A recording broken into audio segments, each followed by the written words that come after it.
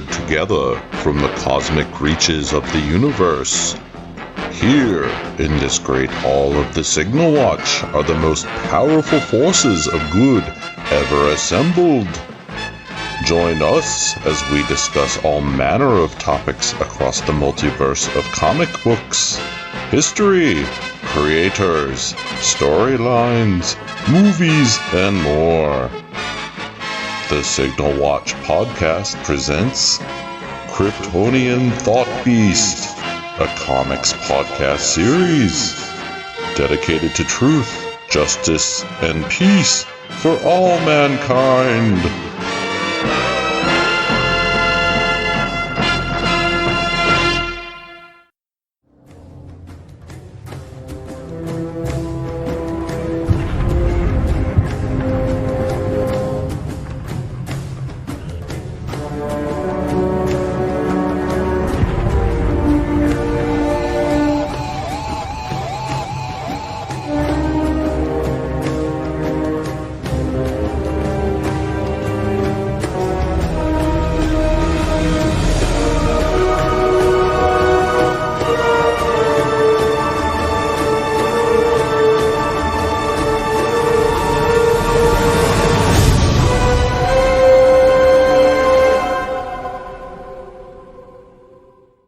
Everybody, and welcome back to the Signal Watch. As always, I'm your host, Ryan Steens, and with me again is Danny Horn from Superheroes Every Day. Danny, could you give us the rundown on Superheroes Every Day? Sure. Superheroes Every Day. It's a comedy blog about the history of superhero movies, going through them one by one in order. So I started with Superman in 1978 and Superman 2, and now I'm writing about Swamp Thing, which is its own complete experience, and continuing to move through those. So come check that out. And then for all of the movies that I will never get to because they're too far away and it'll take me years, I come here and talk about them with you. I look forward to you being like 75 and getting to Howard the Duck. Yes, Howard the Duck. I could see Howard the Duck. You see that light at the end of the tunnel? It's not heaven. That's Howard the Duck. It's coming from me. I know that's coming. It's the beam pulling you through from Duck World. Yeah. I've been very much enjoying. I always enjoyed the Superman. It's partially because big Superman fan, but the Swamp Thing stuff, I didn't know. I've watched Swamp Thing maybe 3 times in my life, including once like in the 80s on HBO. That's still a lot. You say that like it's a completely foreign to you. Like, oh, I've only seen it. I guess you watch a lot of movies. I mean, even once I was inebriated in college, and then once I bought it on DVD for like $3 and watched it. And Adrienne Barbeau and Ray Wise are coming to town for the Greater Austin Comic Con in July, and I'm still like, so I'm just, for the audience to know, I'm just on the other side of COVID right now, so I feel immune now. Yes. If I go get my booster, I'll be even more immune. Do it. And so I really like, oh man, Adrienne Barbeau. That was the first thing I noticed. Adrienne Barbeau's there. And then, because I don't know if you've watched The Fog, but amazing movie. No. Oh, this Halloween, do yourself a favor, watch The Fog. And then Ray Wise was there as well. And I didn't put 2 and 2 together for about 30 seconds. And I was like, oh, I'm just going to bring my DVD and have them sign it. Go and do that. Well, it's funny, like it's, with Swamp Thing and then with a bunch of the movies that we've been talking about here, it's like you never, like, even if you don't like a thing, but then you read something that's just so detailed about it, or you like get into it on such a level that you kind of get obsessed with it anyway. And I think I'm probably like infecting people with like being interested in Swamp Thing, even though it's not a very good movie. But like the closer you look at it, like that's just like the fan thing of like, the more that you look at something, then that won't be happening with Daredevil. I do need to make that clear. Oh yeah. It's not going to happen here, but in general, that's a thing that happened. So did you see Daredevil in the theater? I assume you did. I did not. Oh, wow. No, I really I wasn't watching all the Marvel movies. I watched like obviously the Spider-Man and the X-Men movies, but I wasn't watching like every superhero movie until the MCU started. I'm trying to figure out when my it's a superhero movie, so I've got to go see it. So they'll Yeah. make more superhero movies with the hope that one will eventually be good. Like, but we just come off of, at this point, we just seen Spider-Man and X-Men and maybe Yes. X2. X2 was the same year. So this is 2003. Uh-huh. They did X-Men in 2000 and then Spider-Man in 2002. Right. And so they've realized that this is now a thing that you can do that makes money, but they're not real sure how to do it. So for the next few years, they try out like a Daredevil movie and a Hulk movie and a Punisher movie, basically like testing the theory of like, does this like, do comic book movies make money? And then there's kind of like this like three gut punches of like Daredevil and then Catwoman and then Elektra. Which, where they discover like, okay, it's not automatic though. Yeah, that's getting brutalized in an alley for gut punches. Like, yeah, exactly. I just watched Catwoman all the way through because I'd seen it in pieces, but we just watched it recently we did these Friday watch parties. And yeah, man. Did I miss your Friday watch party of Catwoman? Oh, you did. We did it just before you left, I want to say. So I'll keep you more highly prized as we head towards the other superhero movies. But yeah, it was. Awesome. It's not good. Oh man, is it? I mean, if you're there strictly for Halle Berry, it's full of Halle Berry. Yes. If you're there for Sharon Stone, she is chewing up the scenery. Yeah. But yeah, it's I mean, as a camp classic, it definitely has certain value, but that it kind of broke the spell.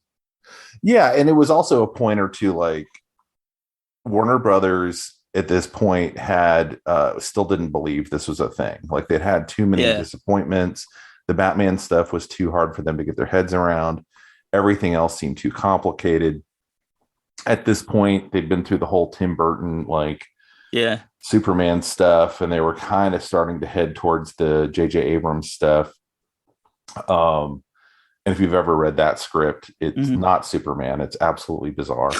And but this one, I was really excited about because I'd read all the Frank Miller stuff. I was in the middle of the Brian Bendis stuff, and it wanted. And so let me start first by saying I talked my in-laws who would watch anything into going to see Daredevil. And it is one of two movies on the outside of the movie theater. I stopped and apologized to the people.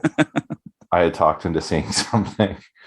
Did they accept your apology? It was real quiet on the way home. Yeah, I bet it was. But I mean, it was fine. I mean, they accepted. I was not in control of the movie, but still allowed to talk to them. Yeah, I mean, it's but bizarre. it was like this thing of a little bit breaking the spell of like everyone was real excited because of X-Men and Spider-Man. And then this was the year that X-Men 2 came out. And this was like, okay. So as you know, like the only two questions that matter about a superhero movie are how much money did it make? How hot are the people? Once again, the answer is not enough and not enough.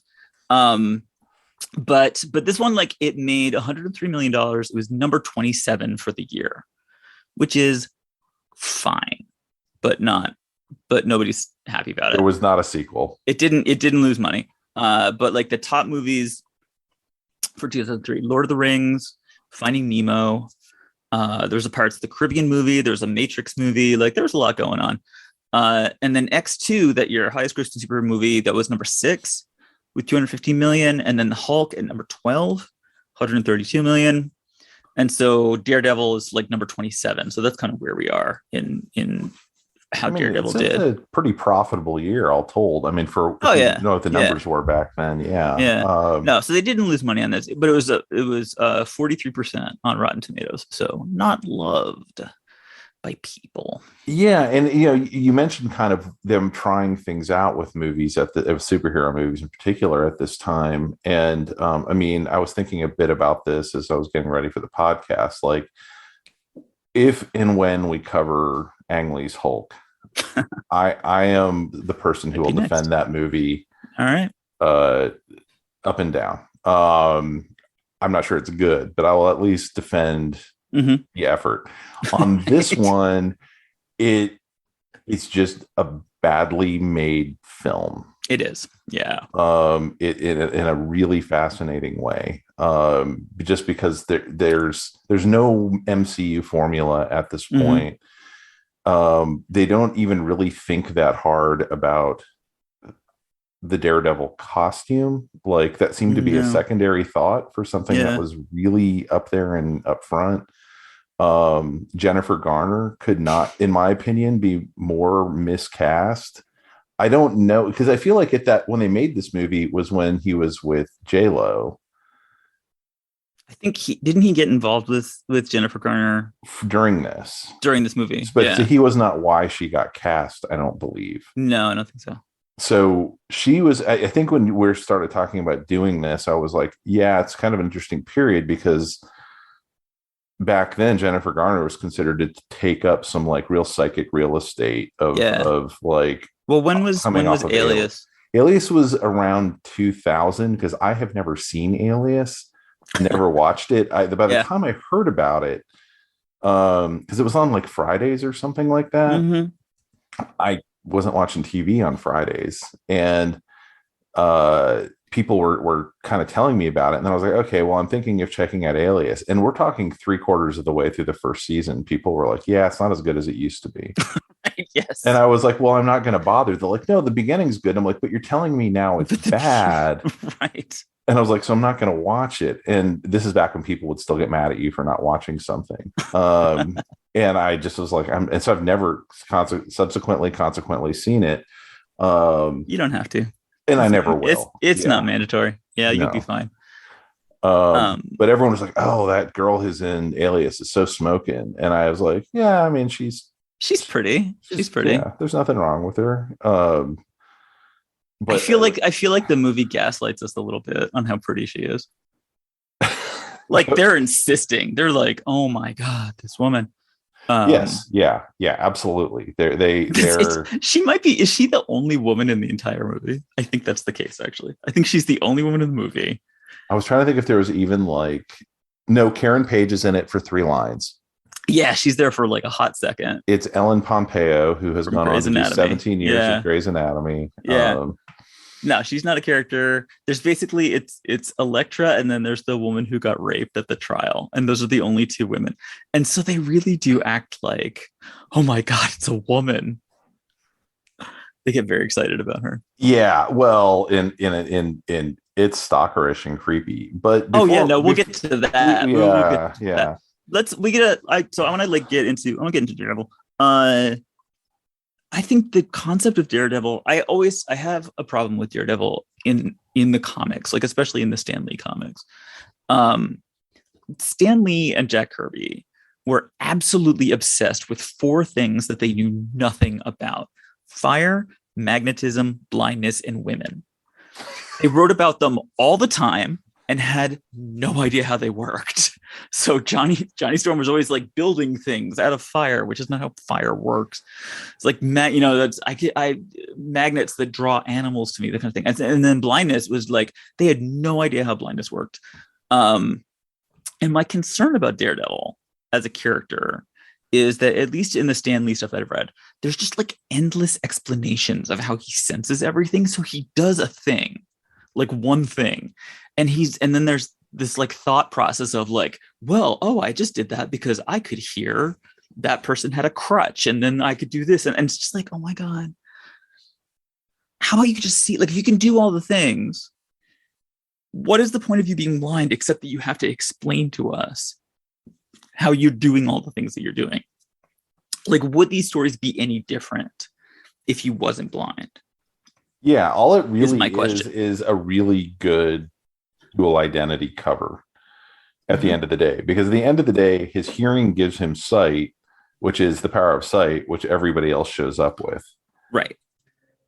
But it's not even that, because he does stuff when he, like, the people around him know that he has superpowers, right? He can smell a woman through a locked door down the street. He can not only say, we'll get to this at the time, but like he can not only say there's a pretty woman coming, like he can smell a pretty woman apparently. He can tell that she's going to come into the coffee shop that he's in. She's just walking down the street and he's like, oh, she's going to enter the, like, how do you smell that? So, yeah, it's the power of crazy. So, but yeah. like, but then Foggy, his little friend, knows that he can smell stuff like that. They never. So, of course, if you don't know the comics, I don't remember at what point Foggy found out Matt was Daredevil. I think it was during the Frank Miller run. Yeah. Not in this movie. Not in this movie. He does not know, but he's not bothered by the fact that like Matt can shoot a Nerf hoop from across the room. Yeah. Or catch a ball that's thrown at him, or smell a woman who has not yet entered line of sight. All of these, like everyone, like they notice all these things because Elektra does the same thing of like she observes that he has these insane powers, superpowers, but does not reflect on that at all. She's just like, wow, you do that. So anyway, this is the concern with Daredevil, which we will now. Yeah, so clearly Philip Kennedy Johnson, who also did Ghost Rider, not Philip Kennedy Johnson, that's the guy currently writing Superman.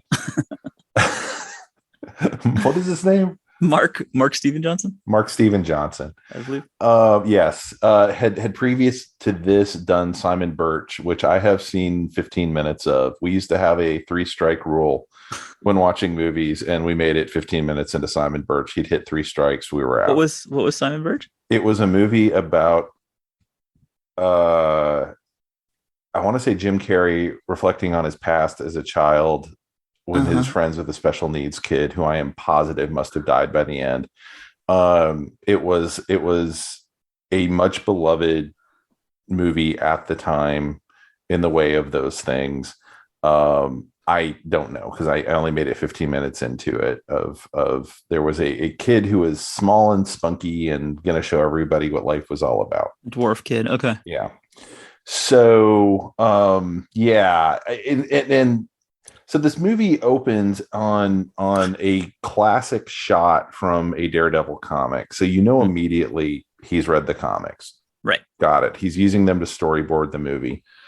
And that's kind of like, I've always have a few catchphrases after blogging for 20 years and podcasting. And one of them is the ideas are never bad. It's always the execution. Mm-hmm. And we've gone on to have a whole. I mean, some ideas are bad. Well, sure. Well, yeah. I mean, but it always kind of depends on like. I challenge. All right. I'm not going to get into it right now, but I challenge your entire philosophy of movies. But the it's early in the podcast. It's early, yeah. For me to be. But we've had demolishing your entire like mental structure of how you do this. No. I'll allow it. Sure. Okay, so because there's we've had successful... there's no such thing as a stupid question, except many of the questions they ask in this movie. Right, but so Daredevil was highly successful doing this, roughly the same thing, some of these same things in the comics. Like if you were to do a bullet point list of what happens in the comics, roughly what happens here. Hanging around a church. Right. Yes. It was the same deal with Elektra's father, sort of. Yeah. There's the Kingpin running around. Check mark. The then we go on to 3 highly successful seasons of the Netflix TV show. Yes. Which is same stuff, rehashed and enjoyable. Yeah. I would not give that a bad review. So it's really about the execution here and kind of what all the things they thought they needed to cram into this. I would make the argument that this whole movie needed to do 2 things. It needed to punt everything Elektra to the sequel. Yes. Flat out. It's too much. And they needed to take that first, what I believe was 18 minutes of the movie, which was about him being a young boy. Little Maddie. Yeah. Yeah. That could have been interspersed as 5 minutes intercut of him having flashbacks throughout the course of this film. And that's what they do in the Netflix show. Yeah, you're right. Like they do take like practically all of the ideas except for Elektra. they like the first, I don't know, 4 or 5 episodes of the Netflix show are very much like it's a lot of the same content, but just done way better, with smarter dialogue, basically. Yeah. I mean, with a script that doesn't feel like it was cranked out over a weekend. Yeah. The dialogue in this, you were going back and forth about the C train line. I mean, but yeah, it starts on this like shot of Daredevil clinging to the cross on top of the Catholic church and then dumping himself. And it's like, and it has this whole like record scratch. Yeah. How did I get into this? You know, sort of. No, he falls. Yeah. He falls into the church and he's hurt. That's me. And the priest takes his mask off. And then he says, they say your whole life, this is the proverb. They say your whole life flashes before your eyes when you die. And it's true, even for a blind man. Yeah. And then they go all so that I think the key to this movie is that it is not subtle, that like whatever it is it's going to do, it's just going to straight up go and do that with no pretension. So like, this is partially about morality. And so that's why he constantly goes to confession and talks to church. All right. Yeah. So I mean, it's definitely shaking off a lot of the way movies worked in the 90s where they would just flat out tell you what you were supposed to be. This is what you're thinking. Yeah. Yeah. Mm-hmm. So here's little Maddie, cute little Maddie, 12 years old. The boy, young Matt, is played by a kid called Scott Terra, who I noticed basically dropped out of acting after making this movie. Like he did a bunch of stuff, and then like 2003 is his final. He has like a couple of credits in like 2007, 2010, but this is basically the end of his career. I'm not sure why, because it's not like he's bad. I don't know what happened. No, he was totally fine here. Yeah, no, he's like a cute little boy, like they always are. Yeah, I mean, I think sometimes the kids just want to go to school or, you know, whatever. I mean, I can totally see like at that age, he's like, all right, mom, stage mom, you right. Yeah, made your money. Right. Go now to college. On that. Yeah. But yeah, it's grown up in Hell's Kitchen. Right. And I did see a thing recently on Twitter of talking about what this would mean if Daredevil were active in Hell's Kitchen now. Yeah. And that he'd just be like going to brunch and like hanging out. And I remember being told when I was in college, and this is in spring of 98, just as I was about to graduate, I went up to Manhattan and my cousin's boyfriend lived in Hell's Kitchen, and my jaw just dropped. And he's like, "What?" And I was like, "Well, as far as I know, that's not like the most dangerous place in the world." Yeah, yeah. And he's like, "No, it is totally safe. It's totally fine." And I'm like, my entire context comes from Daredevil comics. I was led to believe it was the darkest, dingiest part of New York. He's like, 20 something years ago, but not anymore. So he's a little kid growing up in Hell's Kitchen, experiencing very mild bullying. There's a whole scene of like how terrifying these bullies are. And I'm just like, they don't even touch him. I was like, I was bullied worse than that. And I grew up in the suburbs in New Jersey. That kid has almost nothing to worry about. There is an obsession with being bullied in superhero comics. It's part of the fantasy. Yeah, and it's every single character. I'm trying to remember. I don't think there was much in the way of that in the new Ms. Marvel thing. But it's just endemic to, you got to see the kid get beat up, so you know later he will beat them up when he has the powers. Yeah. You're gonna beat up Flash Thompson. Which is what happens in real life. I did go and find 20 years later. I went and found all the kids who bullied me, and I killed them one by one. That's they were on Danny Horn's hit list. That's what you do. You never let it go. That's my motto. So he experiences scattered bullying. Smart little kid, has an alcoholic, washed up boxer dad who swears that he's not working for the mob, but he obviously is. The dad is played by the same guy who played the dad in Firestarter. Really? Yeah. He's got bad luck with kids. Yeah. The one sweet thing in this movie, which I think is also in the TV show, is just like how close they are. Mhm. when Matt's a kid, which is actually very, very sweet. Like he's like, you can't be like me, hit the books, like you're gonna be real smart, you're gonna be a doctor or a lawyer when you grow up, and like really just supporting him and loving him. And that's the thing that I like. Fine. So, but then he like he sees his dad like roughing up a guy in an alley, and it turns out like, oh, he's working for the mob after all. Um and then there's the biohazard, the amazing amounts of biohazard. So he runs and runs. He runs away from his dad. Right Maddie into an LA backlot. onto an alley backlot, and there's unbelievable amounts of biohazard. So what we have are just these enormous red barrels that all say biohazard on them, and it's not clear what they are except for like generic. This is like the generic sort of supermarket biohazard.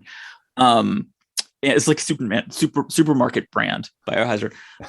So he like runs by like and up against the wall of the factory. There's like some barrels that say biohazard, and then he runs towards like these enormous pallets that are like 3 barrels high of biohazard. And then this huge truck comes by carrying more biohazard in the back of the truck. There's like there could not possibly be more biohazard in the scene. I wanted to see like a woman pushing a baby carriage that was like had a barrel of biohazard in it, and like a guy going by in a unicycle and he's like juggling biohazard or something. Like they're nuts for biohazard. It's flying off the shelves. There's so much demand, and that is literally what happens. Like it flies off the shelf, it goes straight into his eye,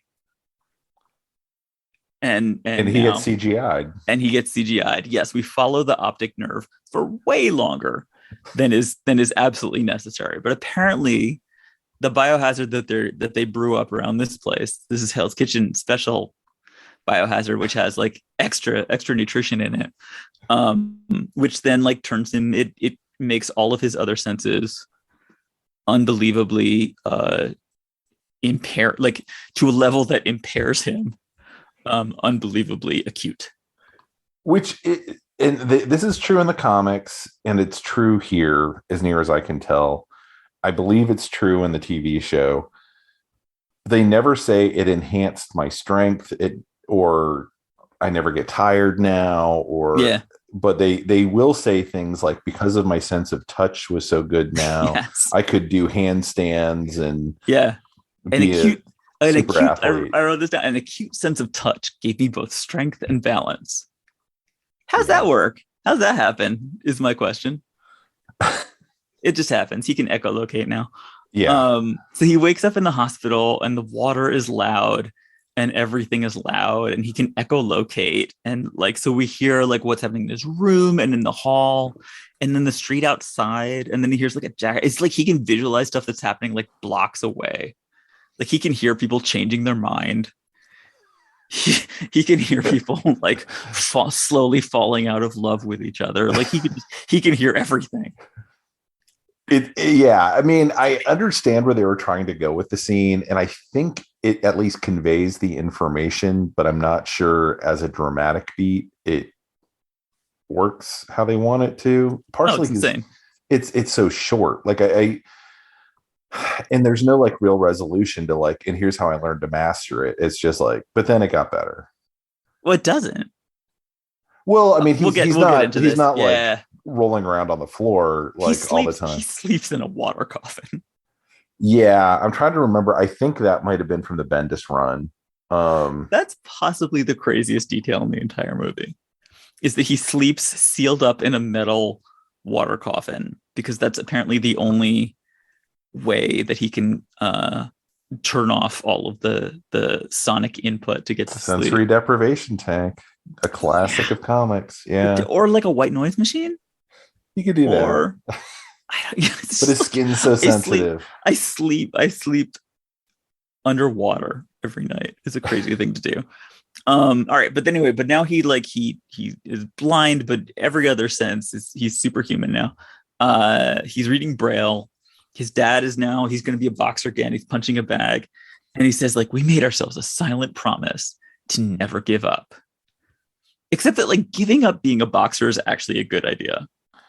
Yeah, they say his dad is in his 40s. and you're a little over your prime at that Yeah, point. yeah, You're not going for the belt anymore when you're in your 40s and yeah. taking blows to the head. Exactly. Do you really want to like just never give up as a boxer, like until your brain is entirely like mush? Is that how you go? All right. But fine. But now we're never giving up.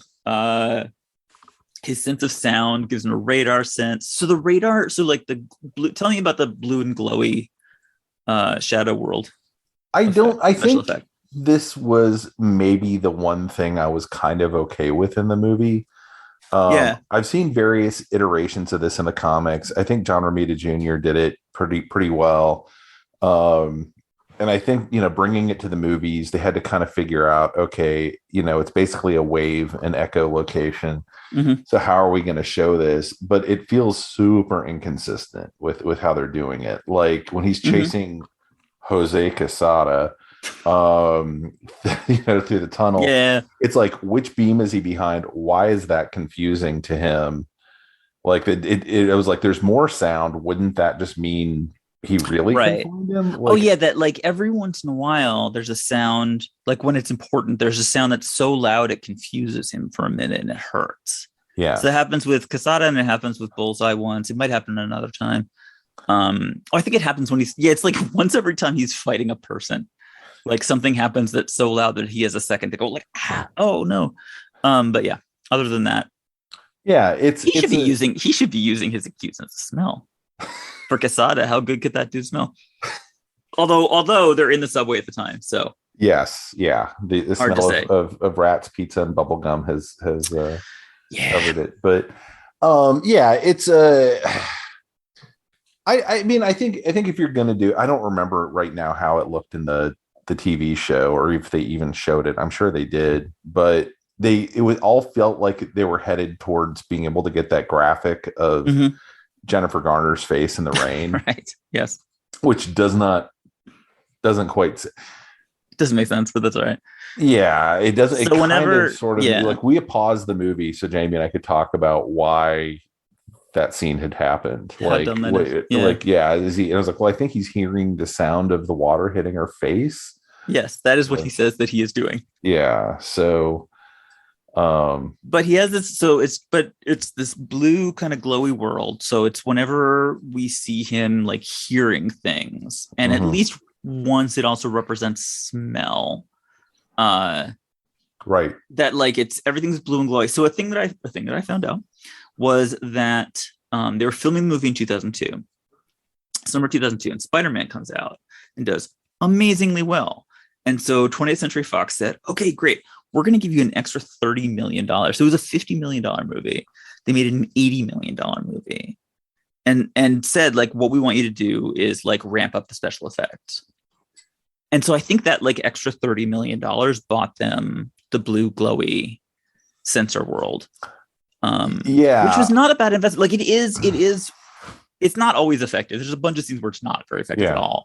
But when it is, like, definitely like when there's like a gunshot and he's kind of like hearing, so he can kind of like in this blue glowy world, he can kind of like see the bullet come at him. Like, I think that's effective. It's interesting looking, at least. Yeah, that's not where I think that they accidentally blew the money. So one of the things they find, it starts earlier in the film than it will right at the very, very beginning, like in the first shot of they like really commit to the camera's going to whip all over the place. Oh yeah. Yeah.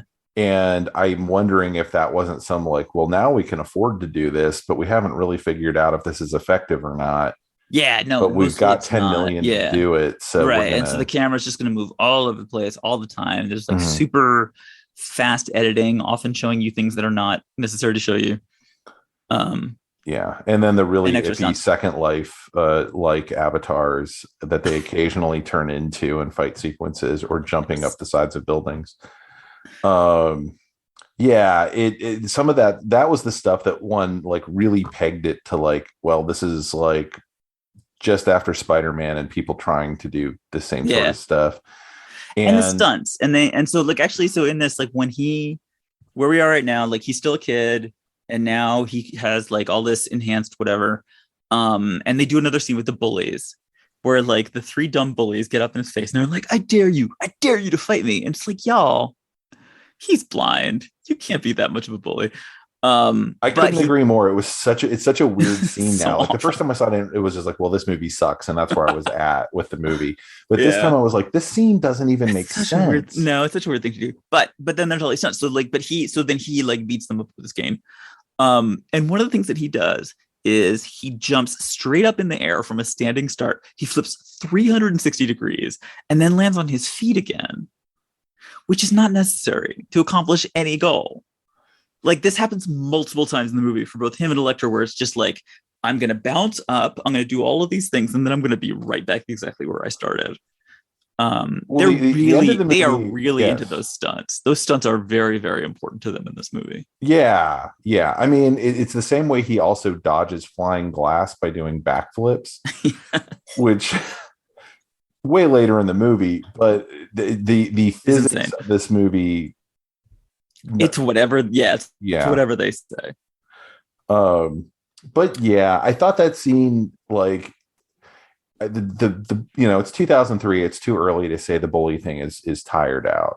But when you watch it now in 2022 and you see someone picking on a kid, you're like, great, we're just really setting this up so we can watch him, much like Superman 2, beat the crap out of someone now that he has superpowers. Dad is told to take a dive, like every movie about boxing ever made in history. Yes, the bad mob guy tells him to take a dive, and he refuses because he is willing to take his life in his hands to maintain the high standards and principles of honesty in boxing. He's going to die on that hill. Boxing is not rigged. Like, and it's not even like a championship level thing. It's just like random boxing in Hell's Kitchen is a high principle for him. It feels really left over from, and I think when Miller was putting this stuff, I don't know if Battling Jack Murdoch was part of the initial Stan Lee comics. I've never read. I believe that it is. Yeah. Okay. So if you ever like kind of make your way through like the film noir era, there is a whole subgenre of boxing movies, and it's entirely about corruption. And the pinnacle of the I'm not going to take a dive movies is the setup with Robert Ryan and Audrey Totter. And I feel like if you've seen it work once, but that's what the entire movie's about. Yeah. And they try and kind of loop it back at the very, very end to it being tied to the Kingpin. Yeah, well, the Kingpin then he dies for his principles, which is very nice. He wins the fight, gets back up. He is immediately murdered as soon as he walks out of the dressing room. It's a very efficient system. Yes, that they have of like will not draw any suspicion. No. Nope, he doesn't take the dive. He doesn't even get all the way out the door. And now this, I don't know if you noticed, this is the third dead dad in a row for you and me. There was New Mutants with Danny's father, and then Ghost Rider with stupid Daredevil dad. And now Daredevil. Marvel origin stories are tough on the father figures. It's just Uncle Ben's everywhere, just dropping like flies. It's I mean, it's like the trailer for the She-Hulk show, right, where she's like it's for like orphans for some reason. And like, all three of those characters, like none of them have mothers, either Danny or Johnny or Maddie. They only have fathers, and their fathers are killed when they're young, and that's how he gets a proverb out of it.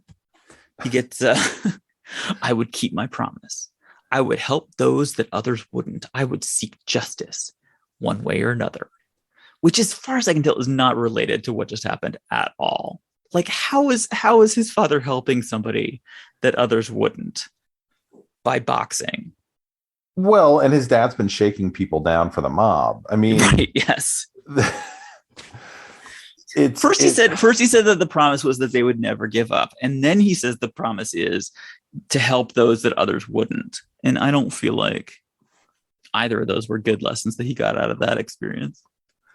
No, I mean it's interesting in the way that when you watch some other superhero movies, I'm sure we'll get to, where you kind of feel like, okay, they read these comics, but they read them through such a lens of how they think action stuff is supposed to work, or superheroes Yes. are Yeah. supposed to work, that they overlay it on top of everything despite all of the evidence in front of them.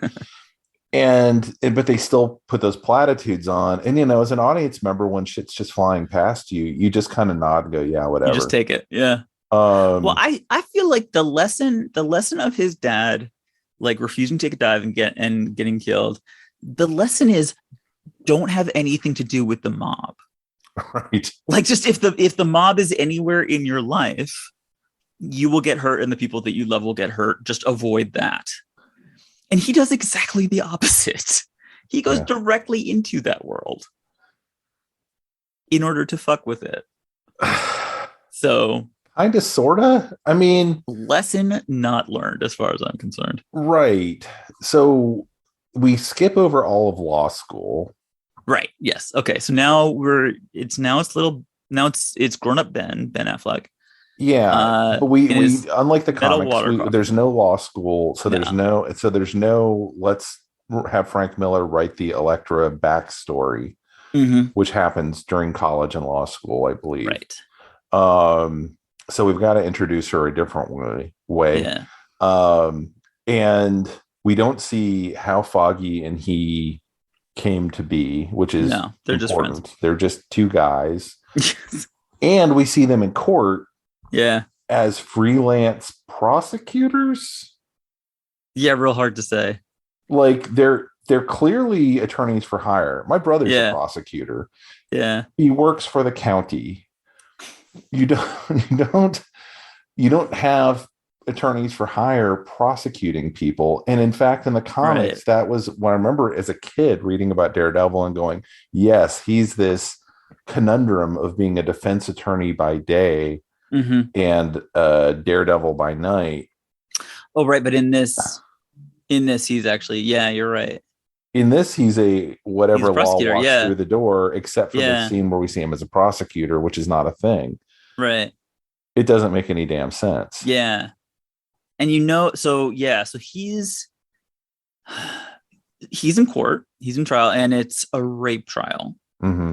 He's defending or he's sitting with the woman who's like crying and unhappy. She's the plaintiff, I guess. And then the evil defendant, Joe Quesada. Cannot believe Jose Quesada. Is and the trial is like in keeping with the unsubtle theme of the movie.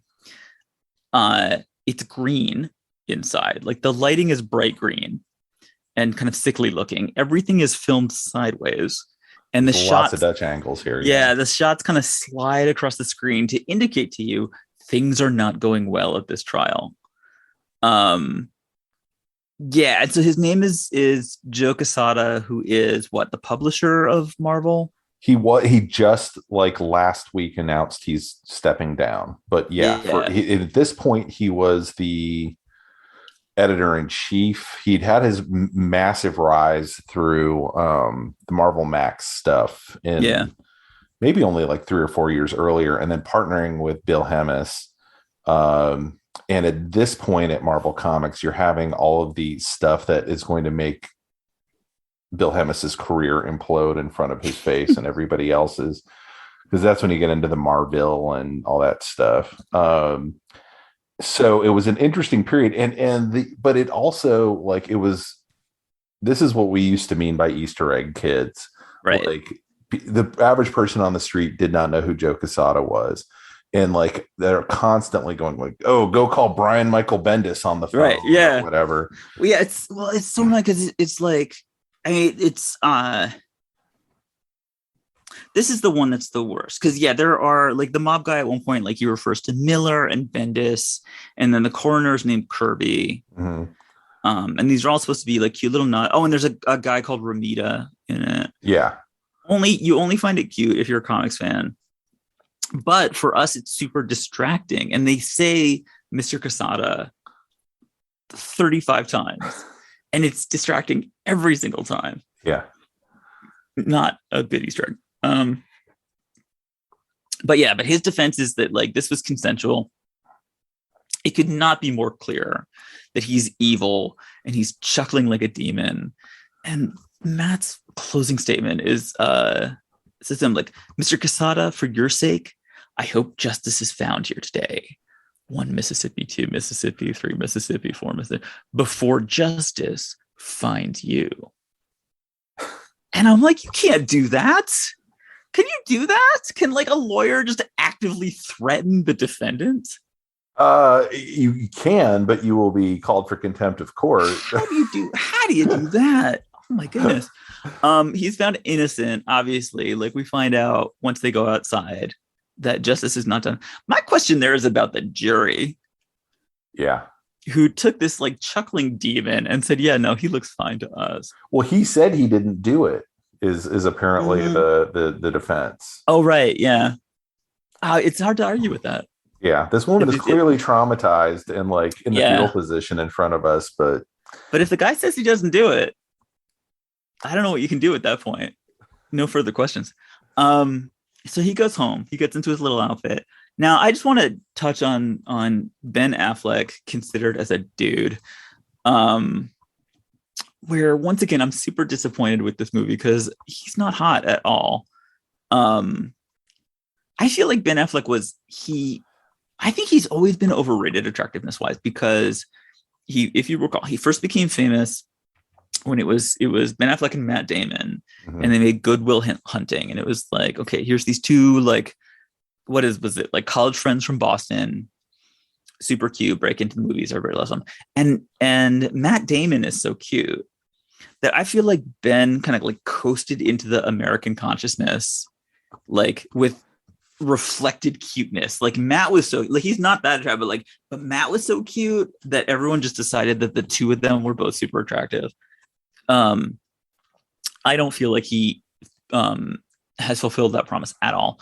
And he does this thing of his zombified eyes. He has these like cataract lenses in his eyes, which are very distracting. I'm okay if that's actually the way that blind people's eyes look, but I'm not certain that they are. But that's not a problem. The problem is that he has no facial expressions. Like he's all zombified and he kind of just like looks up and he doesn't move his mouth very much. Yeah, I'm flashing back to a young woman I took a class with about 20 years ago who was blind. And she was actually hyper expressive. Yeah. Like blind people have facial expressions. Yeah. Because she didn't have necessarily anything to tell her, like any cues. Oh, you shouldn't. Right? Yeah. Yeah. So, I mean, I'm just thinking back on it now, but yeah. But Matt Murdock, he wasn't even blind from birth. No. He wasn't blind until he's 12 years old. There's no excuse for him, like, just tilting up his chin. Like, he doesn't know how tall people are. And staring off into nothing. No, you would look at the person that you're talking to. Yeah. Yeah. Because you can hear better when you do that. Yeah. Yeah, exactly. I know. Especially if there's any blind person who knows where the person is that he's talking to, it's Matt Murdock, who has superhumans, but he just looks like a dead zombie all the time. Yeah. It's a weird thing. And there's something about the contacts and the way he was holding his face that constantly, and I feel terrible for him. He also looked a little cross-eyed all the time. He did. There's in the priest scenes, he very explicitly is crossing his eyes and looks like a lunatic. Yeah, and it's distracting. I mean, I feel it's. You know what's awful about it? I think it's bad for blind people, and they don't even know that it happened. They do now because of this podcast. That's it. Someone is finally telling them the truth that he looks like a fucking idiot pretending to be blind. I'm pretty sure blind people are way more put together than Matt Murdock. I work right near a school for the blind. It is not like that. They're fine. They're delightful. He looks like an idiot. Yes. Yeah. If I was a blind person, I'd be so mad at him. It's actually, so yeah, the School for the Blind, my there's a little triangle space that's like my comic shop is at one corner of it, School for the Blind, and then my employer. Rude. So I'm near over there all the time, one way or another. Yes. But yeah, it's Do they have Braille comics? no, but they come in because they're so close. They're like learning to navigate. Mm. A lot of times, sometimes and so you see people, come through the store all the time. But yeah, It's bad for blind people. it is. And Daredevil's supposed to be the opposite of that. And I know. And I mean, Ben Affleck is not a bad actor. I will never go down that route. I think he's a humdrum director. Yeah, I mean, in this movie, he's not great, but I also am like, I don't know what he was being told because no one, what's his name? Who plays the Kingpin? I'm sorry, I'm totally blanking. I'm still having COVID brain. What's his name? I don't remember. Gynec actor. Yeah, he was. I got it here somewhere. Michael Clark Duncan. Michael Clark Duncan. Yes, he is a good actor. You would not know it from this movie. No, Jennifer Garner, we'll get into it, is better than this. Yeah, better than this. And the only person who I think is in a movie I want to be watching in this is Colin Farrell. Colin Farrell, who is, when he came on, I was like, this guy is making the movie I want to see. Okay, we'll get into that later. We'll get into that later. But yes. I have very complex feelings about Colin Farrell. You should. Yes, he's a very complex character. Okay, but so the trial's over. Over. Matt's getting into his leather costume, zipping it up. Let's talk about the costume because turning his cane into flippy little nunchucks. Yes. Flip. Oh yeah, because they have the whole dress up sequence. Yeah. They have the like Rambo. Yeah, that like zip. He like zips up the boot and just and it's all the like, what is it, like Dawn of the Dead, like arming yourself sequence. Yeah, it's a weird costume, and it's a weird costume. I mean, and I wouldn't probably have thought that if I hadn't seen the Daredevil TV show costume. Yeah, but now I look at it. What do you say is weird about it? Because it looks like all you're really going to do is sweat. Like it's it doesn't offer any protection. There's no padding to it. It's just a very hot leather outfit. Yeah, that looks, and Jamie and I were like, well, do you think he made it? It was like they make a point in the Spider-Man movie of like he made his suit, but he's blind. Then you don't allow the blind guy to make his own clothes. Right. Well, and it's like, well, so he special ordered something with an embroidered DD on the left breast. Someone's going to track that down, but okay, so maybe they don't. And I was like, but and really, my only thought was he had to have ordered this from a sex shop. Because where else are you going to get something like this? He had to have gone in, gotten measured, put down the money, and said, I want this in red. Yeah. And I want enough dark material red to make a hat too. Yeah. And I want the hat to not have eye holes. Right. It's got to have eye holes that aren't quite where my actual eyes are. So it's a little weird when you look at me. I mean, it's not like you see the suit that much because it's always dark when he has it on.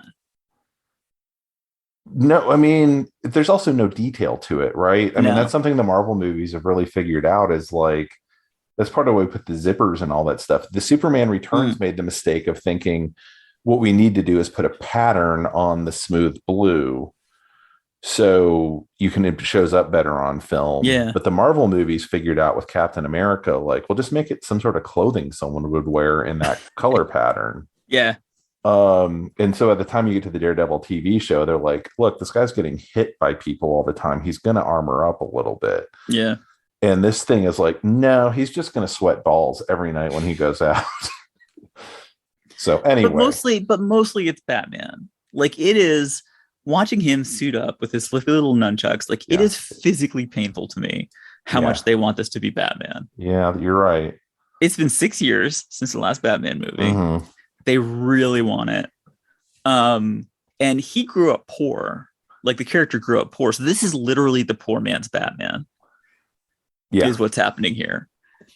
We see him with his little costume on. He's at the top of a very tall building. How does he get down? Ryan, how does he get down? He dives headfirst. Yes. Plummeting down from the top of a skyscraper. Somehow, you can tell me, actually, I don't understand physics as well as maybe I should. he somehow, like, on his way down, he somehow manages to do a complete flip with no surface to push against. I feel like people need, if you're going to change your position, you need to push against something in particular. I'm going to. Is that physics or is that just like gymnastics? I've never done skydiving, and I haven't been off a high dive in long enough to know if you can suddenly change your mind mid-flight. But that's the thing he does. It's an extraordinarily tall building for as much time as he has. It really is. Yeah. And so, well, and then because he doesn't even land on the ground. He lands on another building. Yeah. So he head first.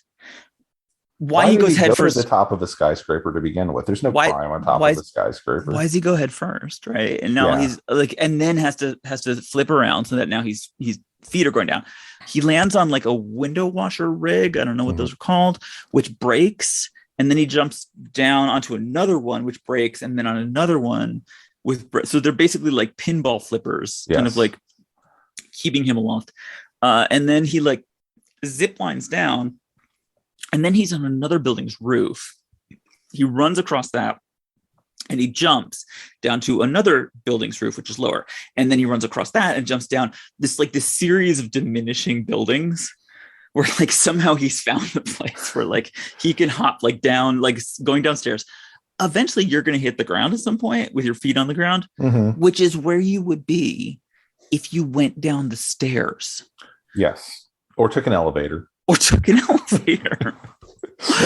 do you do that? It's like, I can actually see, I don't know, for whatever reason, like for Spider-Man, it works. Well, it's because maybe because you're going up, because Spider-Man is always going up, which is hard to do. Daredevil is always going down, which is not necessary. No, and to suggest, I mean, he doesn't have a thing like Batman where you see he has like the grapple hook thing where he's like, okay, he's getting winched up there. So he had to have gotten on an elevator or taken the stairs to the top of the skyscraper.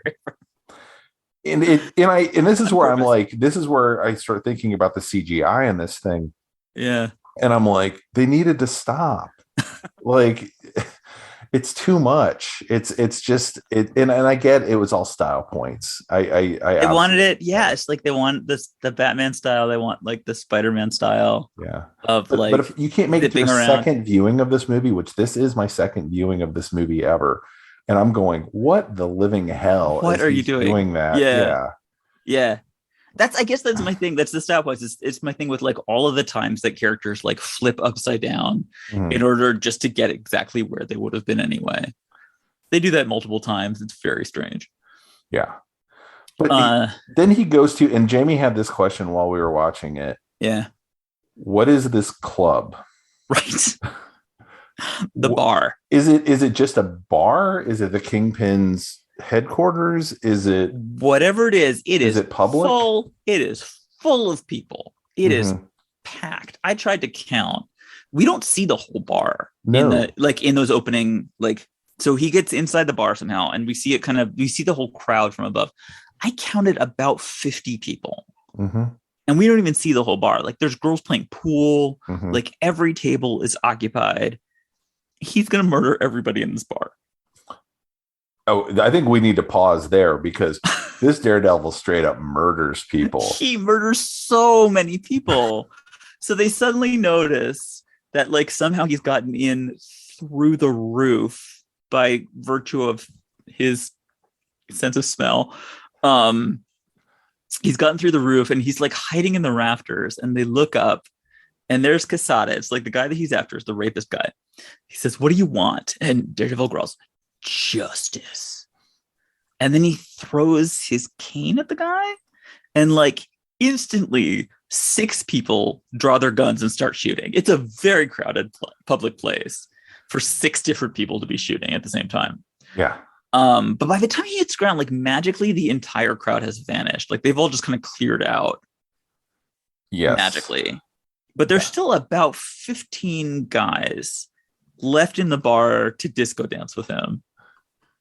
All of these like video game NPCs are there. And we should talk about the fact that this entire movie does feel structured like a video game, but yes. Go on. So many questions about this moment. I get that the guy who raped the woman is a bad guy. He did a very bad thing to that woman, and he's being smug because he got let off. He was acquitted. The other people in the bar just happen to be in the same bar with the dude. As near as I can tell, yes. And they have no idea who this guy is, who's now attacking people. So as far as they're concerned, they're just defending the bar, like they're defending themselves. Yeah, there's a crazy dude in his red leather pajamas, flipping around, hitting people with a stick. Yeah. And this isn't the Death Star, right? Where you could say that, like, you know, it's not like the Gestapo or something where like everybody has made the intentional choice to align themselves with something evil. And so like, oh, okay, so if everyone dies on the Death Star, it's like, well, but they were all Nazis and so fuck them. This is just a seedy bar in New York. Yeah. All of these people. There's lots of like boyfriends and girlfriends who are there. Who are just there. Yeah. No, all of the, there's one scene of one of the bartenders. There's just this one shot. I feel bad for this guy especially, where he like crouches and he's terrified, and he like grabs the bar's shotgun. Which I guess is a thing that, according to movies, that bars have. And he's just looking around and he's scared. And I'm like, that guy just works at the bar.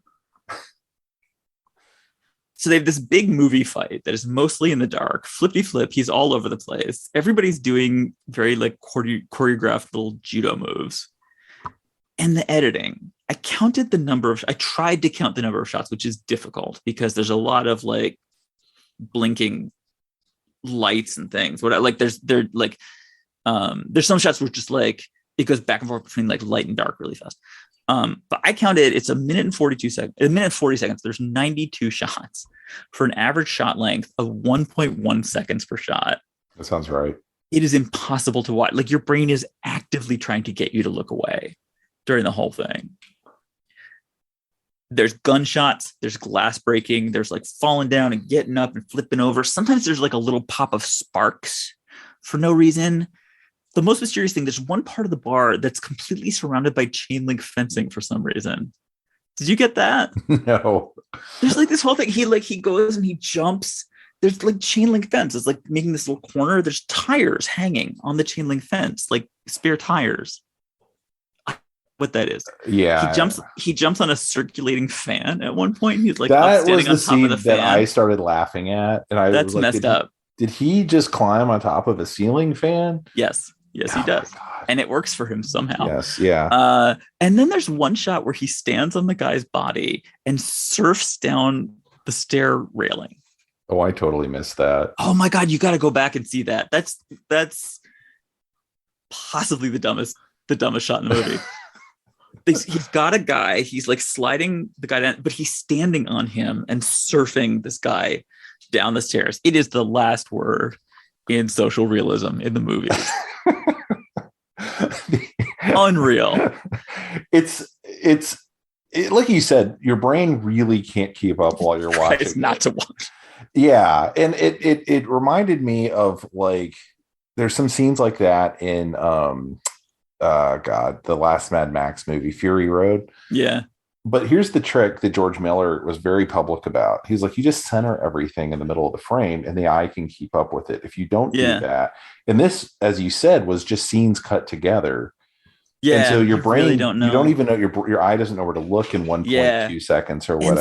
And sometimes he's blind. So sometimes it's like the blue world as well, which makes it even harder to see. At the end of the scene, he's standing there. Everyone is unconscious around him. The 3 pool tables are all on fire. Mm-hmm. Very hard to say how that could possibly have happened. Like who were drinking Flamin' Moe's dropped the oil and set the pool tables on fire? That's an odd detail. There's one guy who's still conscious and survives this experience, and it's Quesada. It's the one guy that he was aiming for. Mm-hmm. He still has to run outside and chase the guy down the street. He could have just stayed outside the whole time and waited for him to come out. That was what occurred to me watching the film. Was like, why didn't he just wait for him to leave and then follow him? So his life would be so much easier. And he's blind too. He could make life so much easier for himself. And for a guy who's so into justice, like he's real comfortable with collateral damage. Well, so this is part of the thing of like, So Matt Murdock is supposed to be a defense attorney because he believes in the system. Right, in justice. And he clearly doesn't in this movie. He believes in justice is whatever is in his head, which makes him a crazy person. Yes, he's a psychopath. Yeah, and then like perfect example of that is now like he chases Quesada down into the underworld of the New York subway stop. Because American Werewolf in London on it, which is like completely abandoned subway stop, but still in use. Although with subway cars that don't stop, they just pass by and make a lot of noise. We see two subway trains, neither of them stop. Comes up behind the guy, wraps like wire around his throat. He like from his cane that like turns into nunchucks, he like wraps that as like a garrote around his throat. He gets up close and he says, "Hey, how you doing?"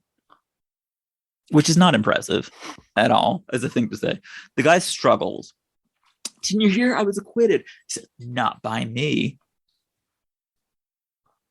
Is there a death penalty for raping a woman? I mean, raping a woman is bad. I'm not saying it's not bad. It's very, very, very bad.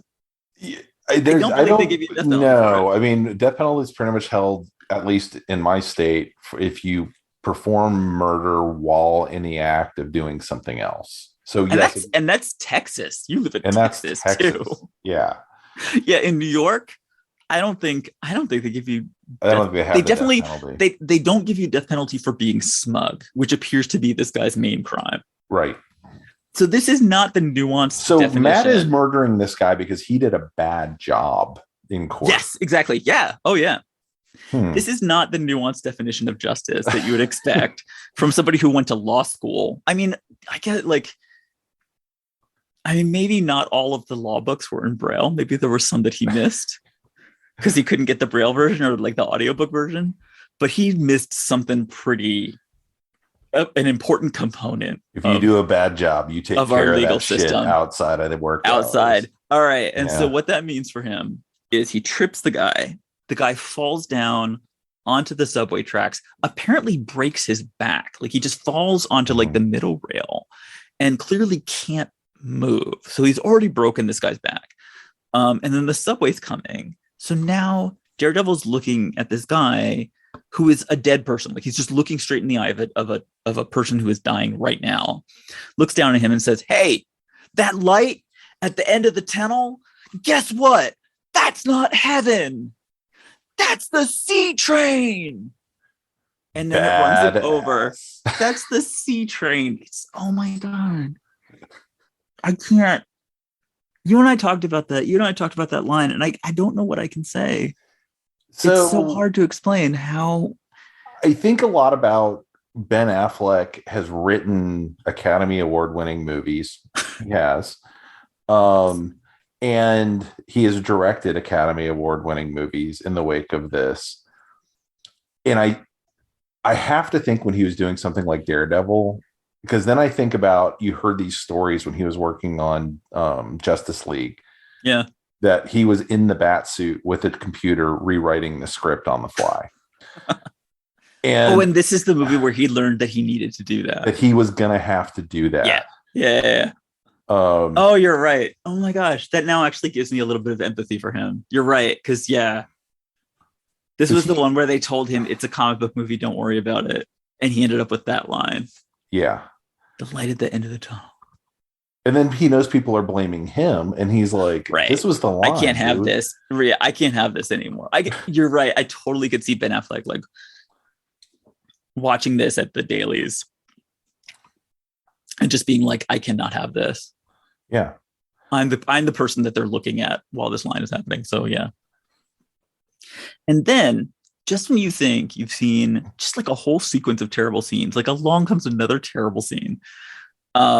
Which is it's the fire. It's them dusting for prints. Joey Pants. So CSI is there mm-hmm. right now afterwards, taking pictures. They are carefully dusting for prints in a New York subway station, which is going to be challenging for them, I feel.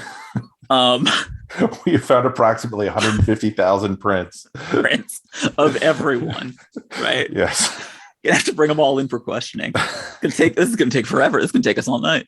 And so then here comes newspaper reporter Ben Urich, who's from the comics, investigative reporter who doesn't do that much in this movie.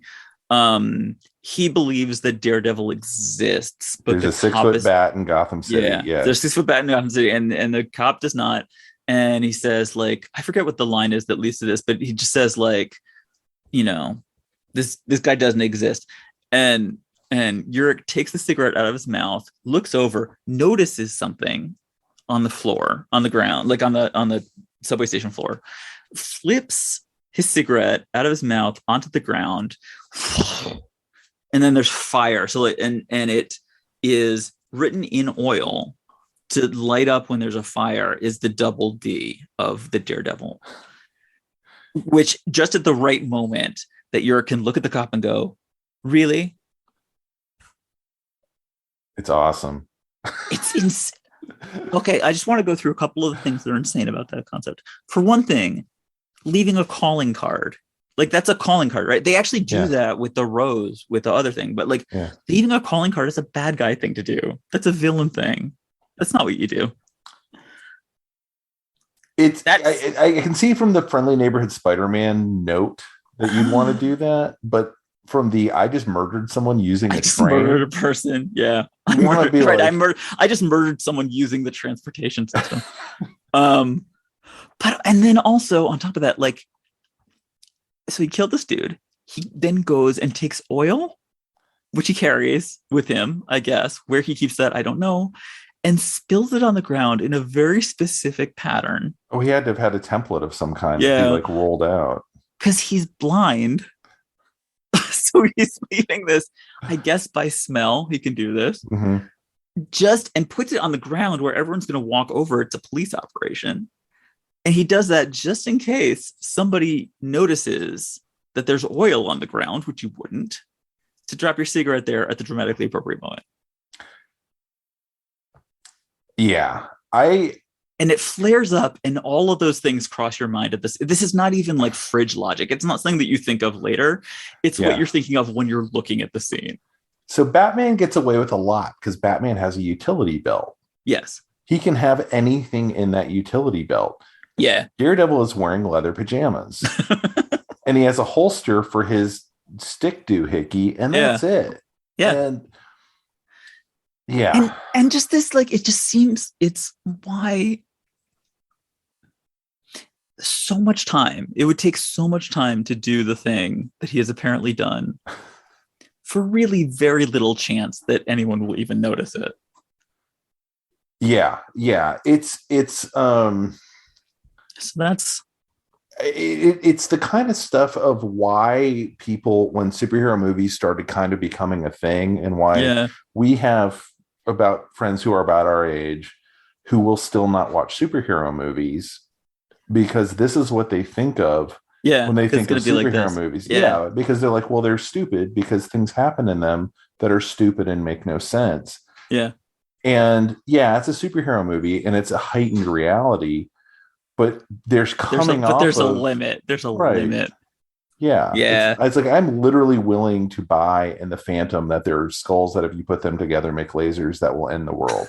Yeah. I have a harder time believing anyone's hanging around a place where they just murdered somebody so they can very meticulously leave this oil that the cops are just going to walk right through. Yes.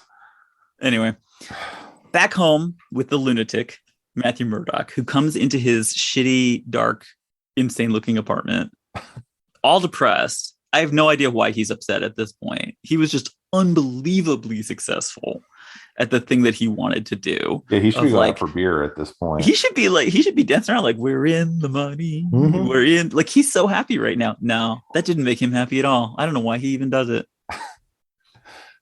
And we see, like, we're told repeatedly Matt Murdock has no money. Yes. But he has managed to somehow assemble one. He has a giant apartment in the middle of Manhattan somewhere. A bat cave of some kind with, like, he has two apartments. Sliding wall. Mm-hmm. He does? He has two? Well, he has to because he has an apartment that will live up to anybody's scrutiny. And then Does he he, though? has, well, he has at least 2 apartments worth of real estate because he has to be able to go into the efficiency that's next door Yeah. where all his shit is artfully laid out. Yeah. And it's cool in a superhero kind of way, but in another way, it's like we saw on the TV show, he just kept the stuff in a footlocker. And it's Yeah. like, well, that actually Yeah. makes a lot of sense. He just keep it in a footlocker and out of sight. Well, he definitely can't bring anybody here Right. because he has a water coffin Yes. that he sleeps inside. Yes. So that's a problem. And We hear from Heather. And we hear from Heather. So he goes back and he clicks his answering machine, and then the tell don't show girlfriend leaves a message. Matt, it's Heather. Are you there? Of course you're not there. You're never there. At least not for me. Breaking up with him on the answering machine. I thought we would get to the next level, but then I realized this is the next level. Which is just like, it's straight out of like 50 dreary monologues for young actors. She just got that right out of the book. And it's unnecessary. Just to tell us that sometimes he has had sex with a lady. Is that why the scenes, is that like, it's to tell us that, and to tell us like he's miserable. Look how alone he is. Yeah. This murderer. He could seriously have just gone out with Foggy that night and just gotten a drink, but no. He goes and takes a shower, and then he pulls out a tooth. He pulls a tooth straight out of his mouth. He just goes, pulls it out of his mouth, drops it in the drain. I'm like, do you lose one tooth a night when you go out and do this? He doesn't seem concerned. You got to watch those teeth, dude. You got a limited number of those, and you need to look nice for court. What are you doing just dropping teeth in the drain all night? Yeah, I definitely had a thought of, he got 32 of those things, my friend. Like, you gotta protect them. And you plan on looking cute tomorrow. Yeah. Mm. And so he just stares straight ahead with no facial expression, like a zombie. And then he goes and he locks himself up in his water coffin. Mm-hmm. So here's my question. What is appealing about this character? He is the person who we have paid to watch. He's it's just like he's the camera. He's the main character because the camera is pointed at him most of the time. Yeah. I mean, I'm trying to think of what the difference is between him and Charlie Cox, who was charming. Yeah.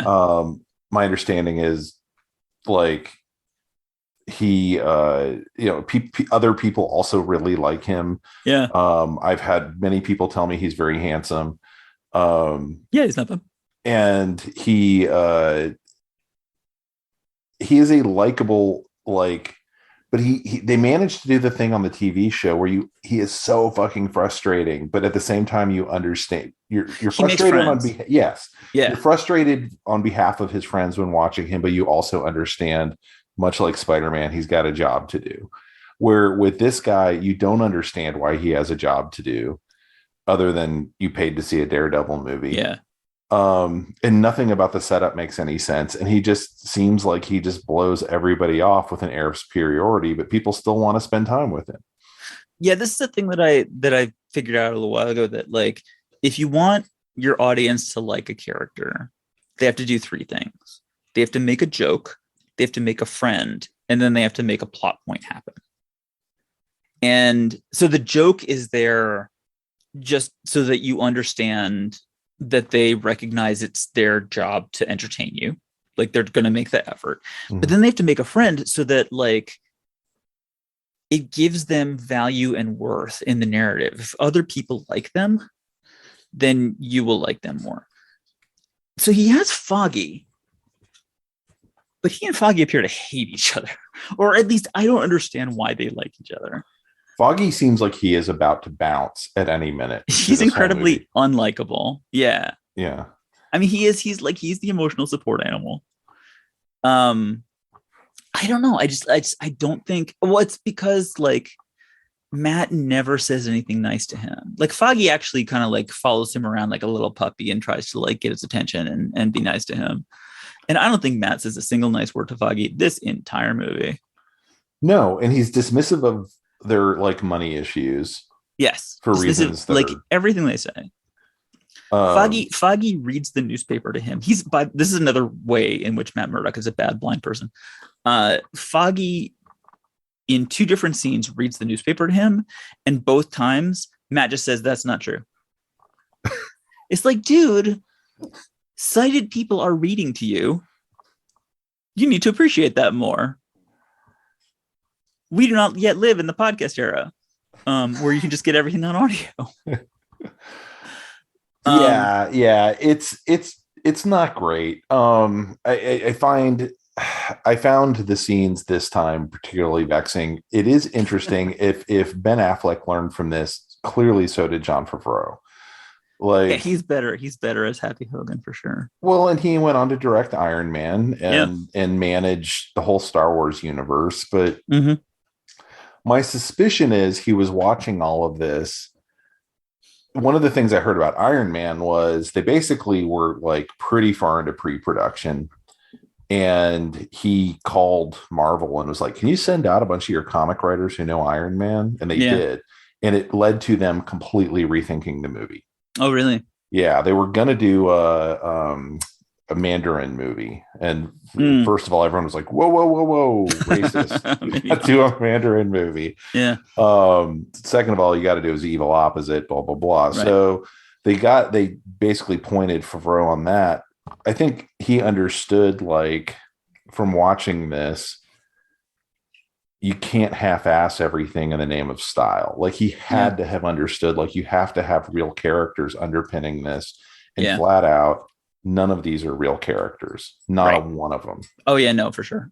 They're cartoon cutouts of what you saw in the comics. So the honey and the mustard. Yeah. Is like the least funny comedy scene on film. Matt and Foggy are sitting in a coffee shop, and Foggy is trying to relate to him and read him stuff out of the newspaper, and Matt is just like, shut up, I don't believe anything you say. I'm sniffing women. Leave me alone. I'm sniffing women. And so Foggy, like, Matt asks for the honey. They're both drinking tea, I guess. In a coffee shop that has ketchup and mustard on the table. And instead of the honey, Foggy decides to play a trick on him and hands him the mustard. And then Matt takes that and, like, squeezes, I don't know, half the bottle of mustard into his tea. It's set up so far in advance. It does not make sense. Honey is in a bear shape. The mustard container is a totally different shape. He can smell really well. And he just, like, puts so, and so then Foggy turns around and he switches the cup, and Foggy, who apparently also can't smell and doesn't look at things before he puts them in his mouth, like, drinks it and goes, pfft. It's just like the worst possible gag. It's not fun. It's so not funny humor. And then he's sniffing because he can smell this pretty girl from down the street. It's so bizarre. Yeah, it's grotesque on so many levels. It is, yeah. It just reminds you, one, he can smell all the things that are coming out of people. Yeah. And he can smell pretty. Yeah. He knows how to smell pretty somehow. Yeah.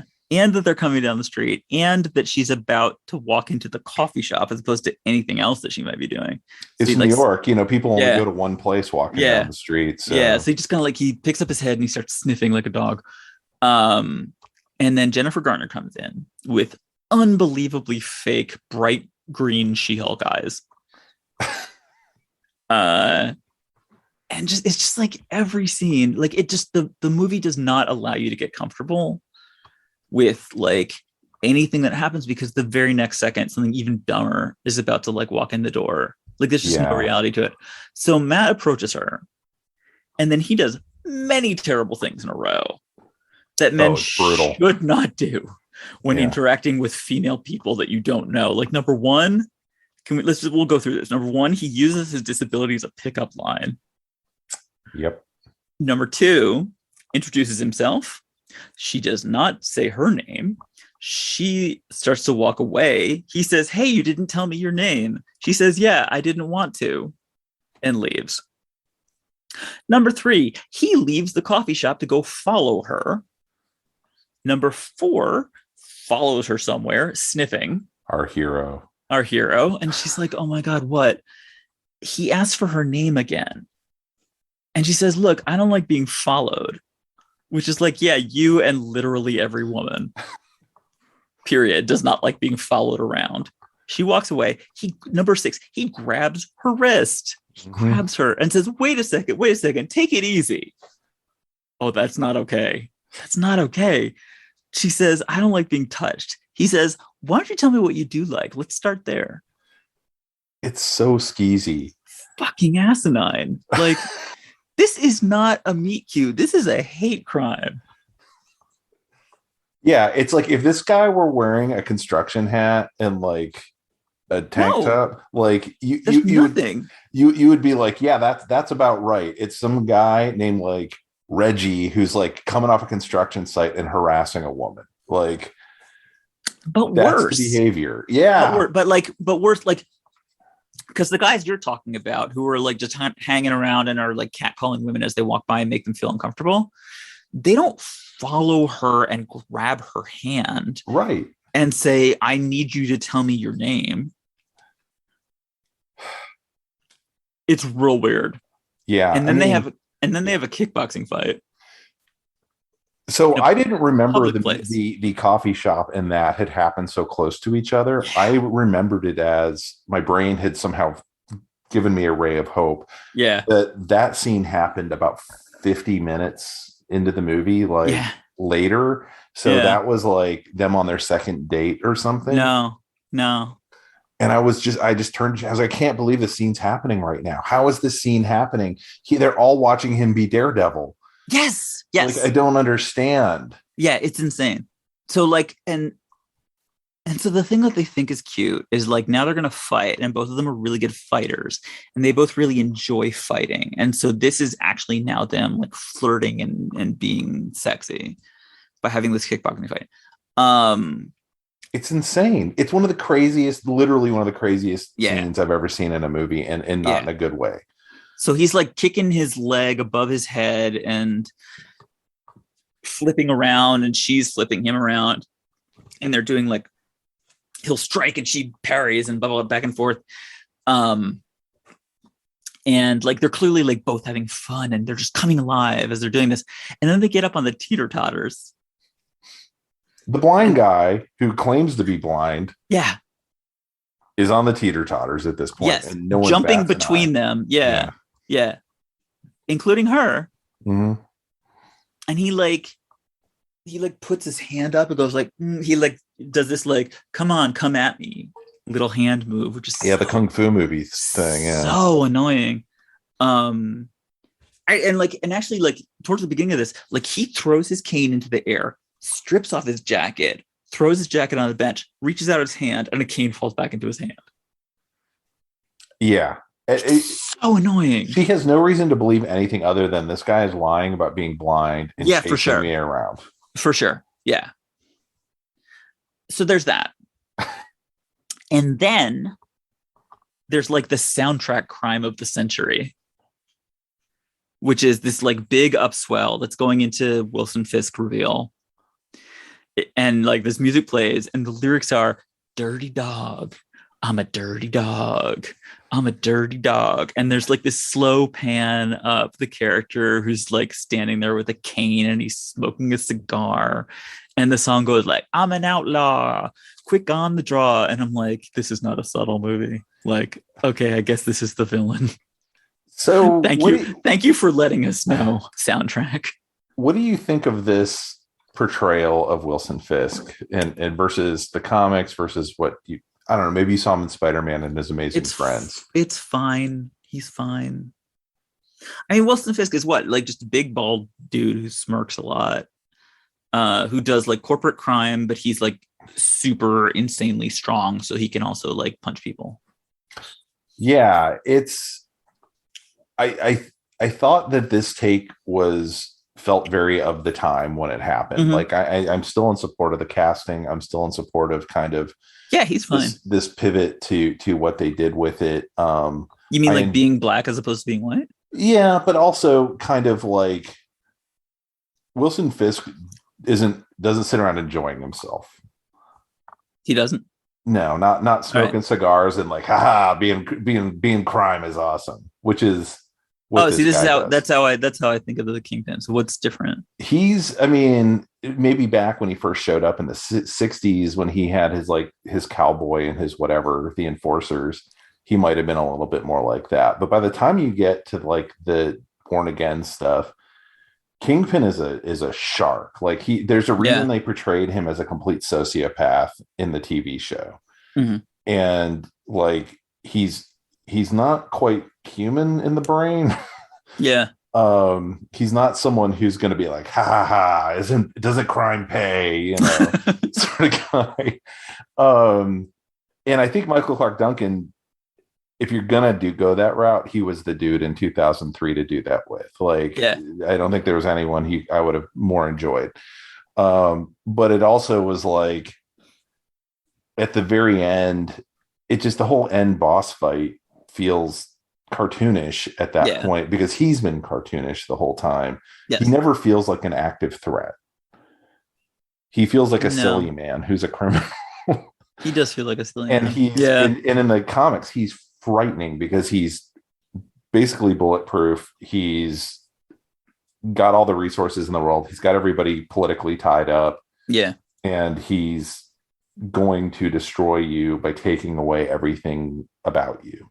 Yeah. And so if you ever read like Born Again, like it's really good stuff. And why he's so interesting kind of being tied to Elektra the way he is and all of that. But and they continue to use that. I think right now he's the mayor of New York or something in Marvel. He was and just recently got taken out, I think. Okay, I was reading the Captain America run where he'd recently been elected. I'm way behind. Yes. Yeah. So, okay. But that's the kind of guy he is. He's going to manipulate the system and he's kind of like always using that respectability as he does here for this kind of shield. And so turning him into a guy who's looks like a kid's cartoon villain. Yeah. It's a take. It's fine. Yep. So all right, back to Elektra and Matt recovering from their fight. She has now witnessed a supernatural event. And she doesn't seem to have really noticed. He asks her, how'd you learn to fight like that? She says, my father made me study with a different sensei every year since I was 5 years old. And he says, well, it sounds like he wanted you to be a warrior. She says, no, just not a victim. This explanation is not sufficient, as far as I'm concerned, for what she's doing. He wanted her to be able to take care of herself, so he turned her into a killing machine, which is not self-defense. But also, honestly, the line that drives me crazy is like, why would having a lot of different senseis make you better instead of worse? Like every year you had to change? Yeah, if you've never done it, just struck me as someone who'd never trained in anything. Ever learned anything physical, played soccer, done anything. Like that's for whatever reason, that as far as the script is concerned, is like that's the sign of how good she is at this, that she just ran through teachers like crazy. So my introduction to Elektra was an ad somewhere in a magazine that was one of the covers or print ads or whatever for Elektra. From Elektra Assassin, and it had the tagline they just gone ahead and pulled because man, Epic Comics was awesome. Was we think we need to protect our children from this, and it was like some parents' council or something. That was the ad for Elektra Assassin that they ran in like Comic Scene magazine. What did you ever read Elektra Assassin? No. Oh my god, I remember the cover, the craziest comic I've ever read to this day. And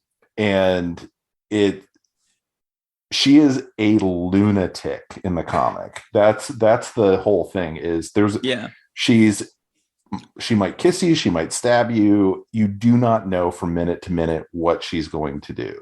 And yeah. I mean, Bill Sienkiewicz is still working out whatever fetish he has about some woman from his 20s through Elektra to this day. Like just yesterday, he posted a new nude of Elektra to Facebook. Really?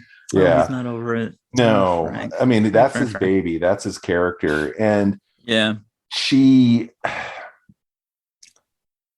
is incredibly scary and dangerous in the comics. And they keep trying to, like, in the original ones, they soften her and soften her and soften her, and someone will put back the edge and blah, blah, right. blah.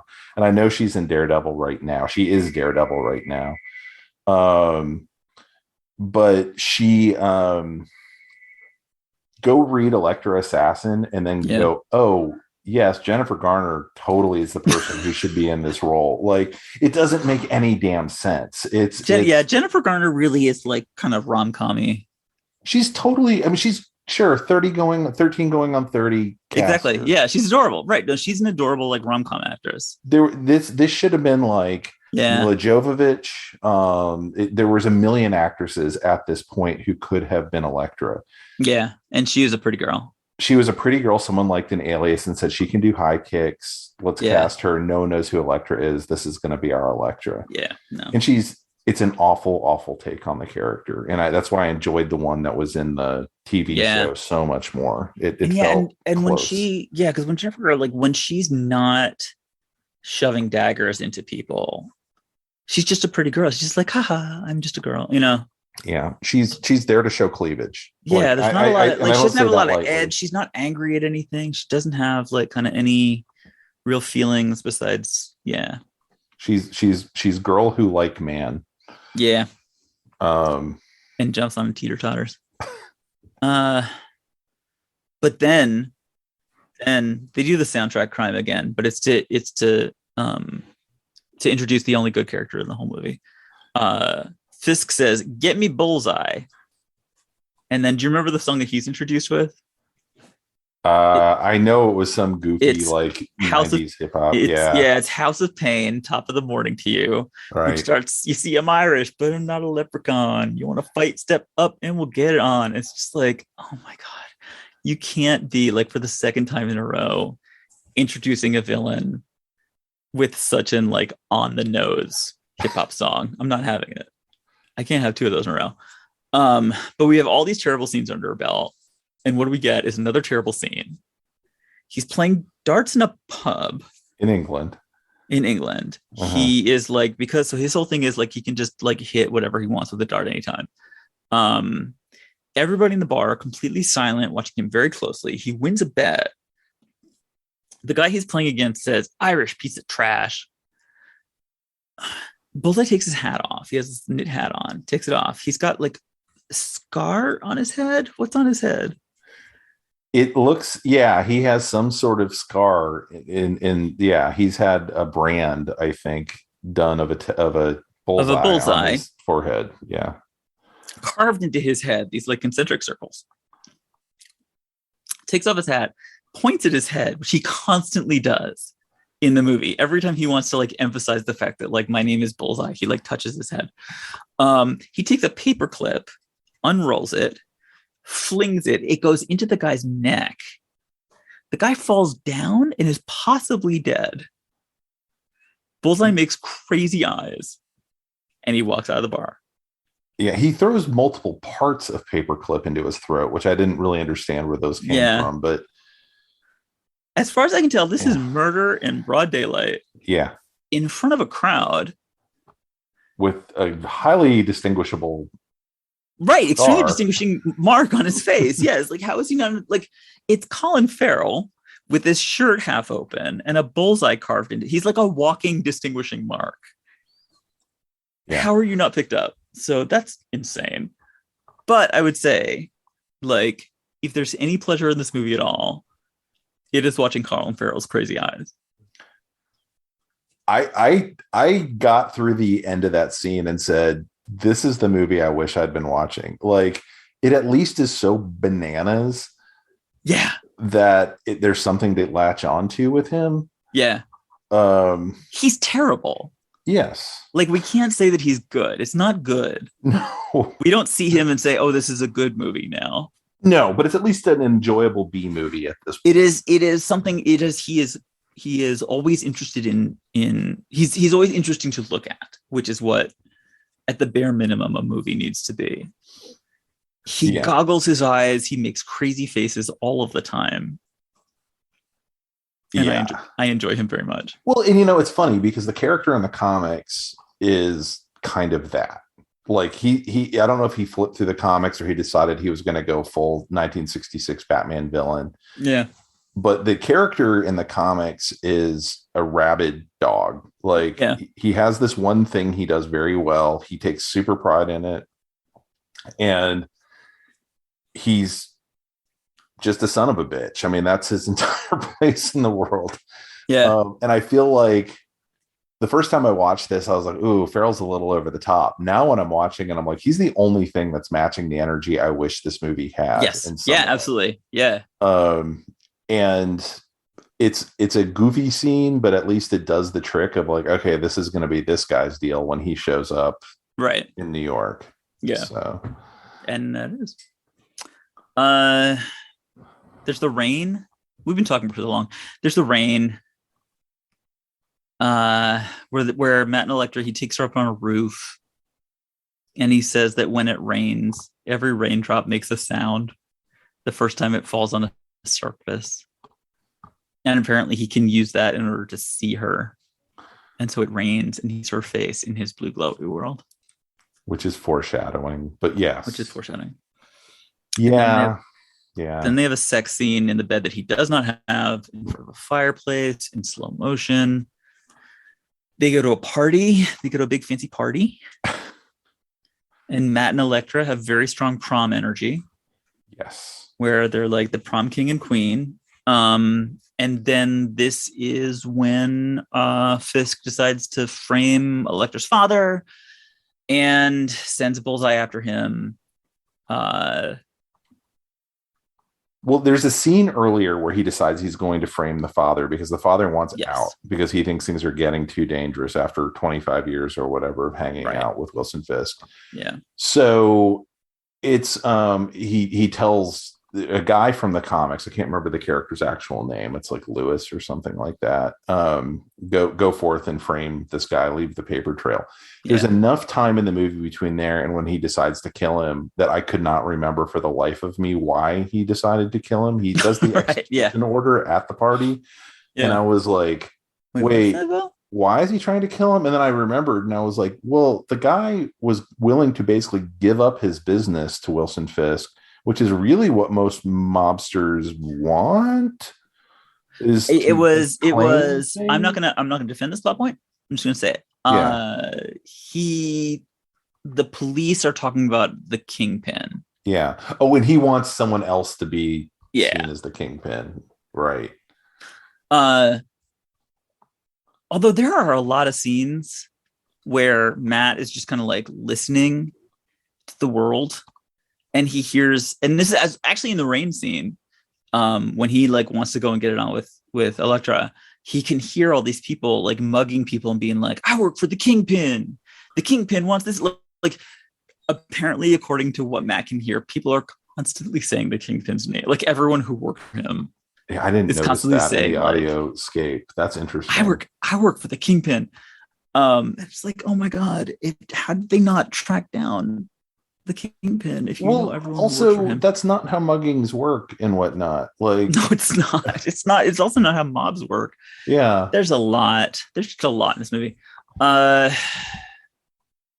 So Elektra's dad gets killed. So Bullseye comes, has a not subtle performance. He steals Matt's cane. He throws it at Nachos. A cane is not a dart.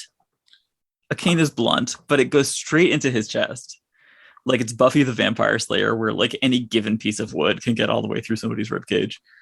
So I think that was stolen from the comics. Yeah. I think that was how they killed Elektra initially in the comics. Full stop.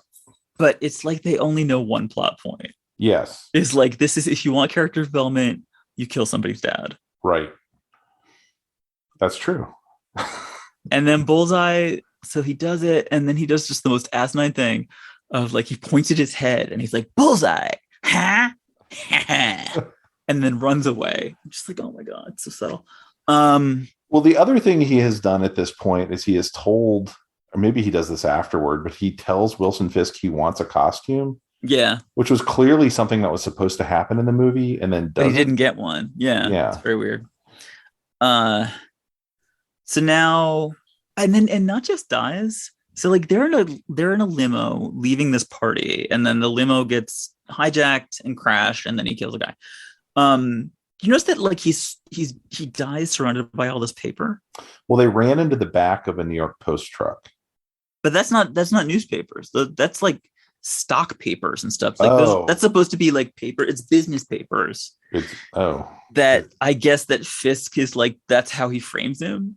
But he's like lying on the street with all these papers around. It's just like, did the car explode? Like, was the car a file cabinet? What happened here? It's real hard to say. You don't bring your business stuff with you to parties? To parties, yeah. But Elektra frames Matt. Matt's upset. His idiotic lifestyle is not going well. There's a funeral with another real on the nose soundtrack about like how painful everything is.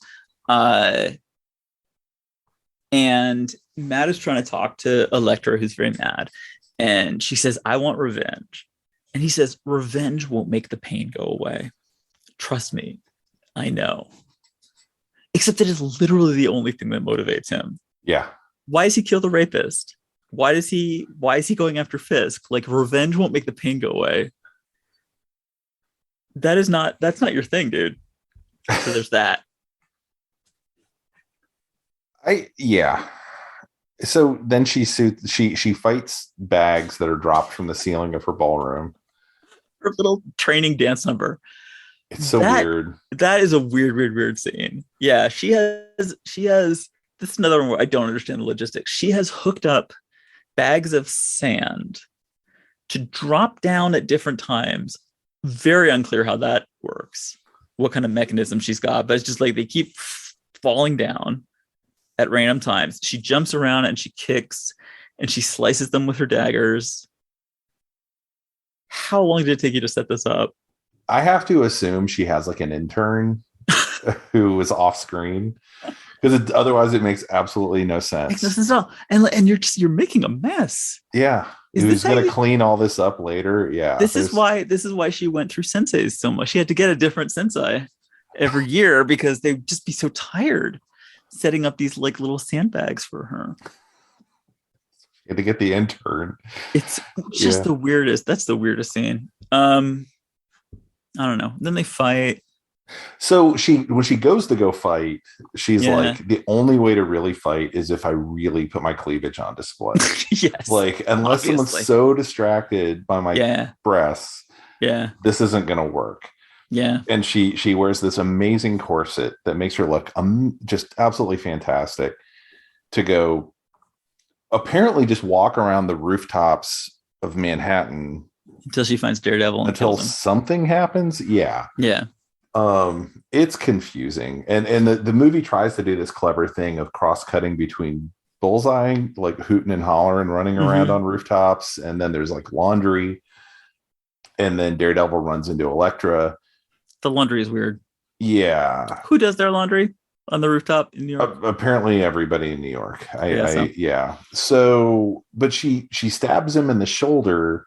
Yes. Which utterly incapacitates him. Like, the man without fear who has done all of these different things. He gets stabbed, and now he's on the ground. And meanwhile, she's being murdered by Bullseye. Yeah, and it's who murders her with a playing card. Yes, he throws a playing card so hard. Yep, it slices through her jugular vein.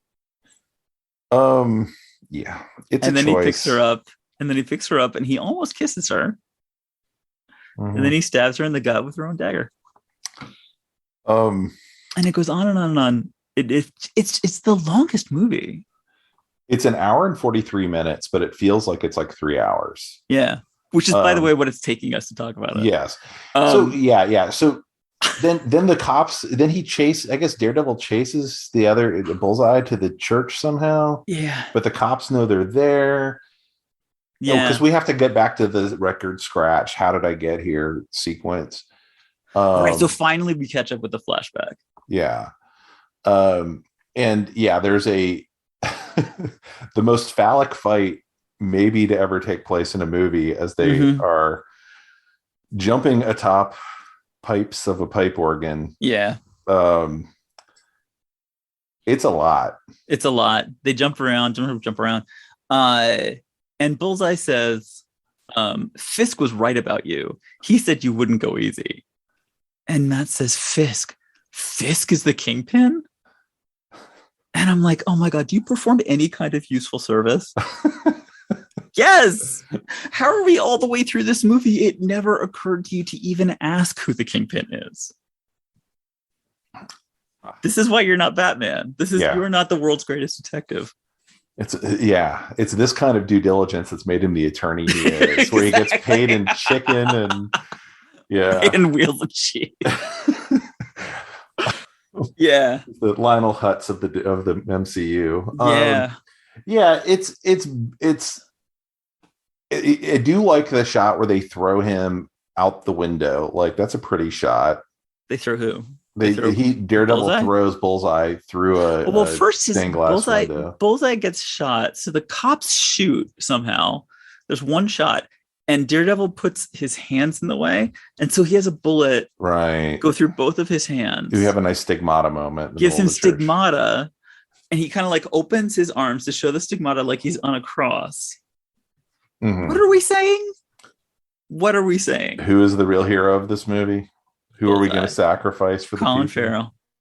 And so then he throws him through the plate glass window, and and Bullseye falls all the way down to the ground, and dies. And Daredevil looks out and looks down at him, and what does he say? I have no recollection. Something justice. Bullseye. It's the worst death quip. It's like, no, but that's he already used that one like 4 other times. It's his word. I should hold this question till later. I'm going to hold it till later. Well, I'll wait till the end of the story here, but we're almost there. I mean, that's kind of it. Like he sits with Foggy at a coffee shop, and then he has to go and fight Fisk. Oh, right. Yeah. See, it's so forgettable. I know. It goes, and so it just goes unmotivated. On and on. You don't know how he got up there without a swipe card. He just gets up into the building, and Fisk is like, "Oh, I have to take him one-on-one because I'm from the Bronx, I guess." In the comics, when we talk about him being like a shark sort of guy, these two have been going at each other for years in the comics at this point. Yeah. Like by the time they actually get into like a real fight, like it's shit boiling over. Like this is not like right. A bunch of stuff happened. Oh, I guess I got to go punch another guy too before I can call it a night. Yeah, he had no idea. Right. They've hardly they only had interacted like in one very brief scene earlier where he was rude to him for no reason. He had no reason to suspect him. Yeah, exactly. And so now he's just like, okay, well, now this is the boss battle, and so now I gotta go and fight him. And Daredevil's just getting like more and more beat up, and he just grunts a lot, and then somehow like the sprinkler system gets set off. There's these weird water features he has running through his office for some reason. It's real unclear. It's like kind of like they have a pool party, and they do a little dance, and then Daredevil like kicks him in both of the knees, and that's the end of the fight because now his knees are broken. Now he's on the ground, and Matt kind of stands over him and says, "I've been thinking about this day since I was 12 years old." And he's like, get out of here, you son of a gun. I'm not going to kill you.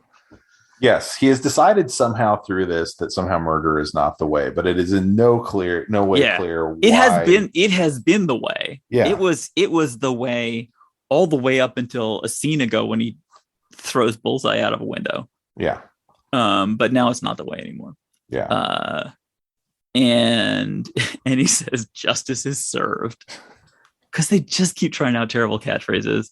Yeah, this is not Mark Kennedy Johnson or whatever his name is. Mark Steven Johnson. Mark Steven. Yeah. It just feels like this movie needed so many more passes on the script. Yeah. Like it feels like such a first draft of something, and it's really indicative of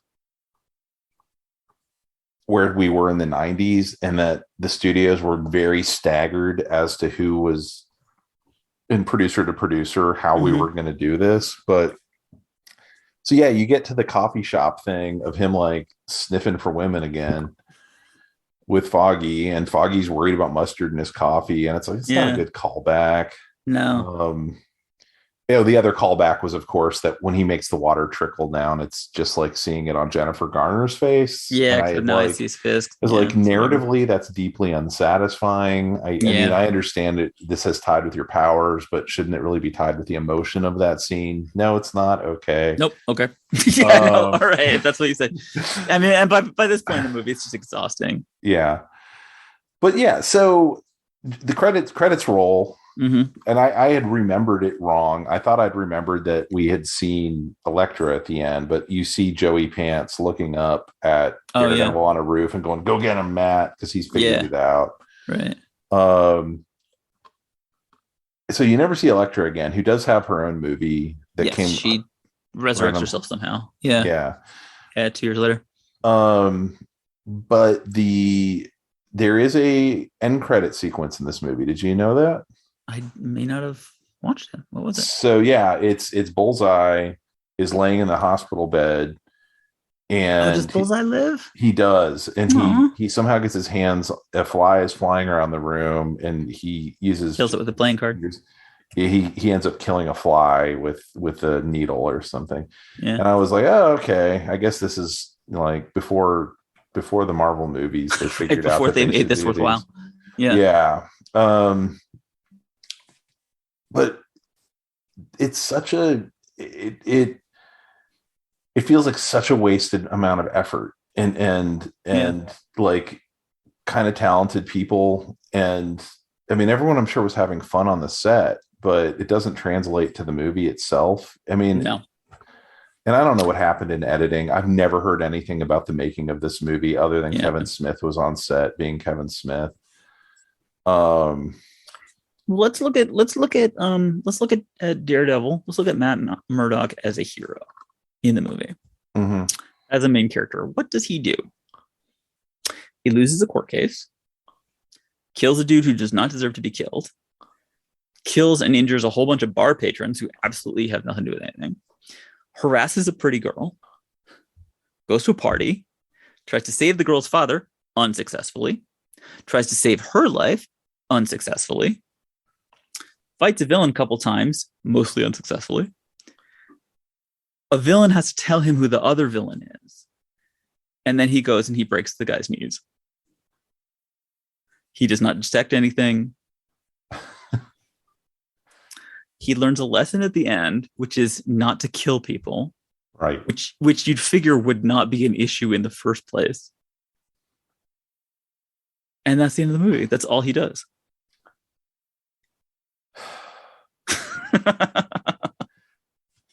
And this is really the quantum leap. I mean, even the first couple of Marvel movies were still struggling with some of this stuff. Yeah.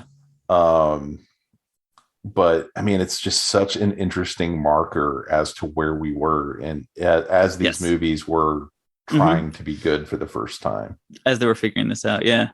And they decide, and it's like, and they decide that that this is a dark one, and so therefore the girl has to die. Yeah, I mean, that I kind of knew was coming, because that's in the function of Elektra and Bullseye and Matt. Like, that's what happens in the comics. And so it's kind of like if you have Gwen Stacy and a Green Goblin and Peter Parker, they all have certain functions in that.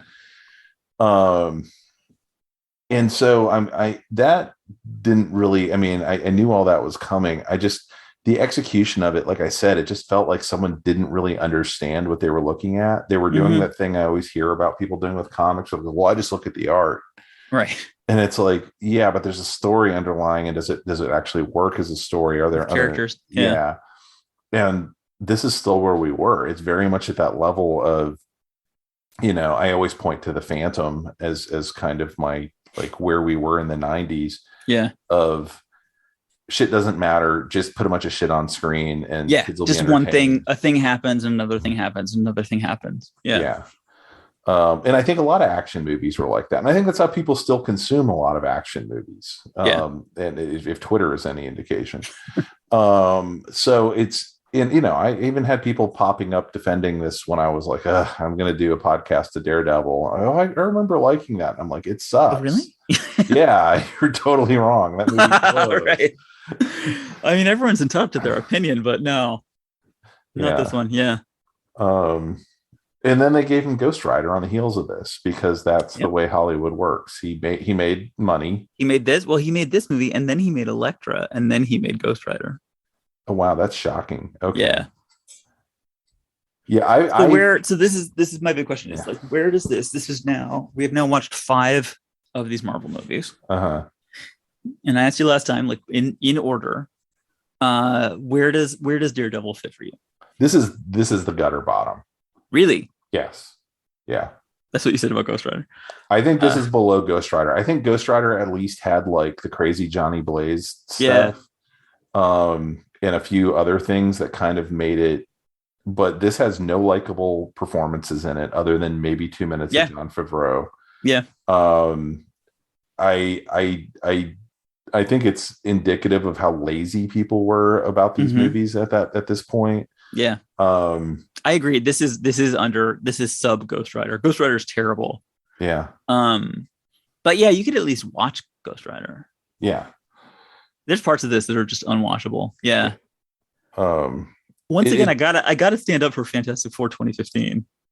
Well, as being worse. The funny thing is, the past few weeks, I've seen a few people try and like reconsider Fantastic Four 20, and I'm like, no. Where have you seen this? Where have you seen this? Twitter. Where else do you go for bad takes? Oh, okay. Twitter. I'll start forwarding them to you when I see them, so you don't think I'm making it up. Yeah, there was something a few days ago where people were like, "Oh no, it's an under." If they'd let Trank make the movie, blah blah blah. And other people were like, "Well, I liked what I saw. That was a terrific movie." But yeah, is that worse than this? They're all just bad in different ways. I haven't seen anything that's as depressing. Yeah. This is bad though. This is if it's not 2015, then it would be this is the worst one so far. Yeah, I think the difference is if I weren't podcasting the 2015 one, I wouldn't have finished it. Like there's no reason to finish it. Like it's just like plotting and depressing. And this one, it's just fluff. So it'd probably end and I'd be on my computer or whatever and look up and go, oh, I guess it's over with. It's over now. Right. So I'd probably rewind it to watch the fist fight and be like, oh, that's it. Oh, yeah. Okay. So what have we learned? What have we learned? Yeah. I've learned that it's a good thing Marvel started producing their own movies mostly. That is definitely true. What do you want to do next? What's on your agenda for the... I think we got to do Elektra. I've been carefully avoiding Elektra since it was released, but I'll do it. But I feel like we have to now. I feel like that's... Well, I feel like if we do that, we have to do Ghost Rider too then. Well, we just did Ghost Rider. We did Ghost Rider. No, Ghost Rider 2. Oh, Ghost Rider. Oh, yeah, no, sure. We'll get there. Yeah, we can do that as well. The reason why I wanted to do Daredevil actually was just because like it felt like we were dancing around it for the last few like episodes we did. We kept like mentioning it, and I was like, oh, I think let's just go ahead and face this. And I think Elektra is the other one now that it's just like we just got to go and just see what that's about. Yeah, before we do Elektra, I one way or another, you have to read Elektra Assassin, which you will not regret. It's only 4 issues. No, and then go, how did they get from here to here? I can read comic books. I'm not afraid to read comic books. Okay. If buy it used, do whatever you need to do. So no, I mean I'll get it on the Marvel app. It probably costs nothing at all. Probably. Probably giving it away. What is it? Is that like Frank Miller? Is it what, the 90s? It's Miller and Sienkiewicz. And when? It's like late 80s, early 90s? No, it's like totally midnight. It's like 86. Okay. All right. Yeah. Okay. I will read Electro Stuff. Yeah. Hey man, well, thank you so much for this. I really appreciate it. Thank you. Yeah, it feels like we've survived it, which is nice. Yeah. All right, everybody. Well, I think this was a 2-hour podcast, so I hope all of you have borne with us, and we will see you back here with Electra. All right. Bye, everybody. Love you.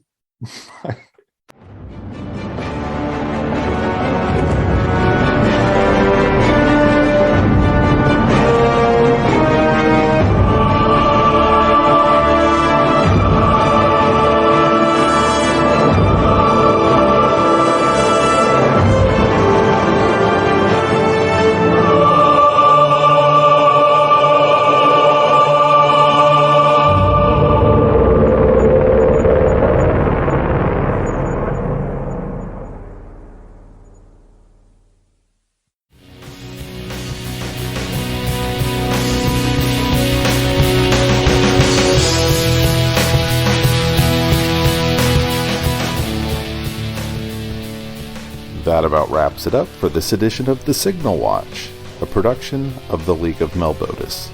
Thanks for sticking with us. If you enjoyed the podcast, we invite you to drop on by the Signal Watch blog, where you'll find write-ups of a wide variety of movies and more. We'd love to hear from you, so find us online and let us know what you think. Whether you prefer email, blog comments, or social media, we'll be happy to hear from you. We'll be back soon with more exceedingly high-quality content. So, until next time, God damn it, babies, you've got to be kind.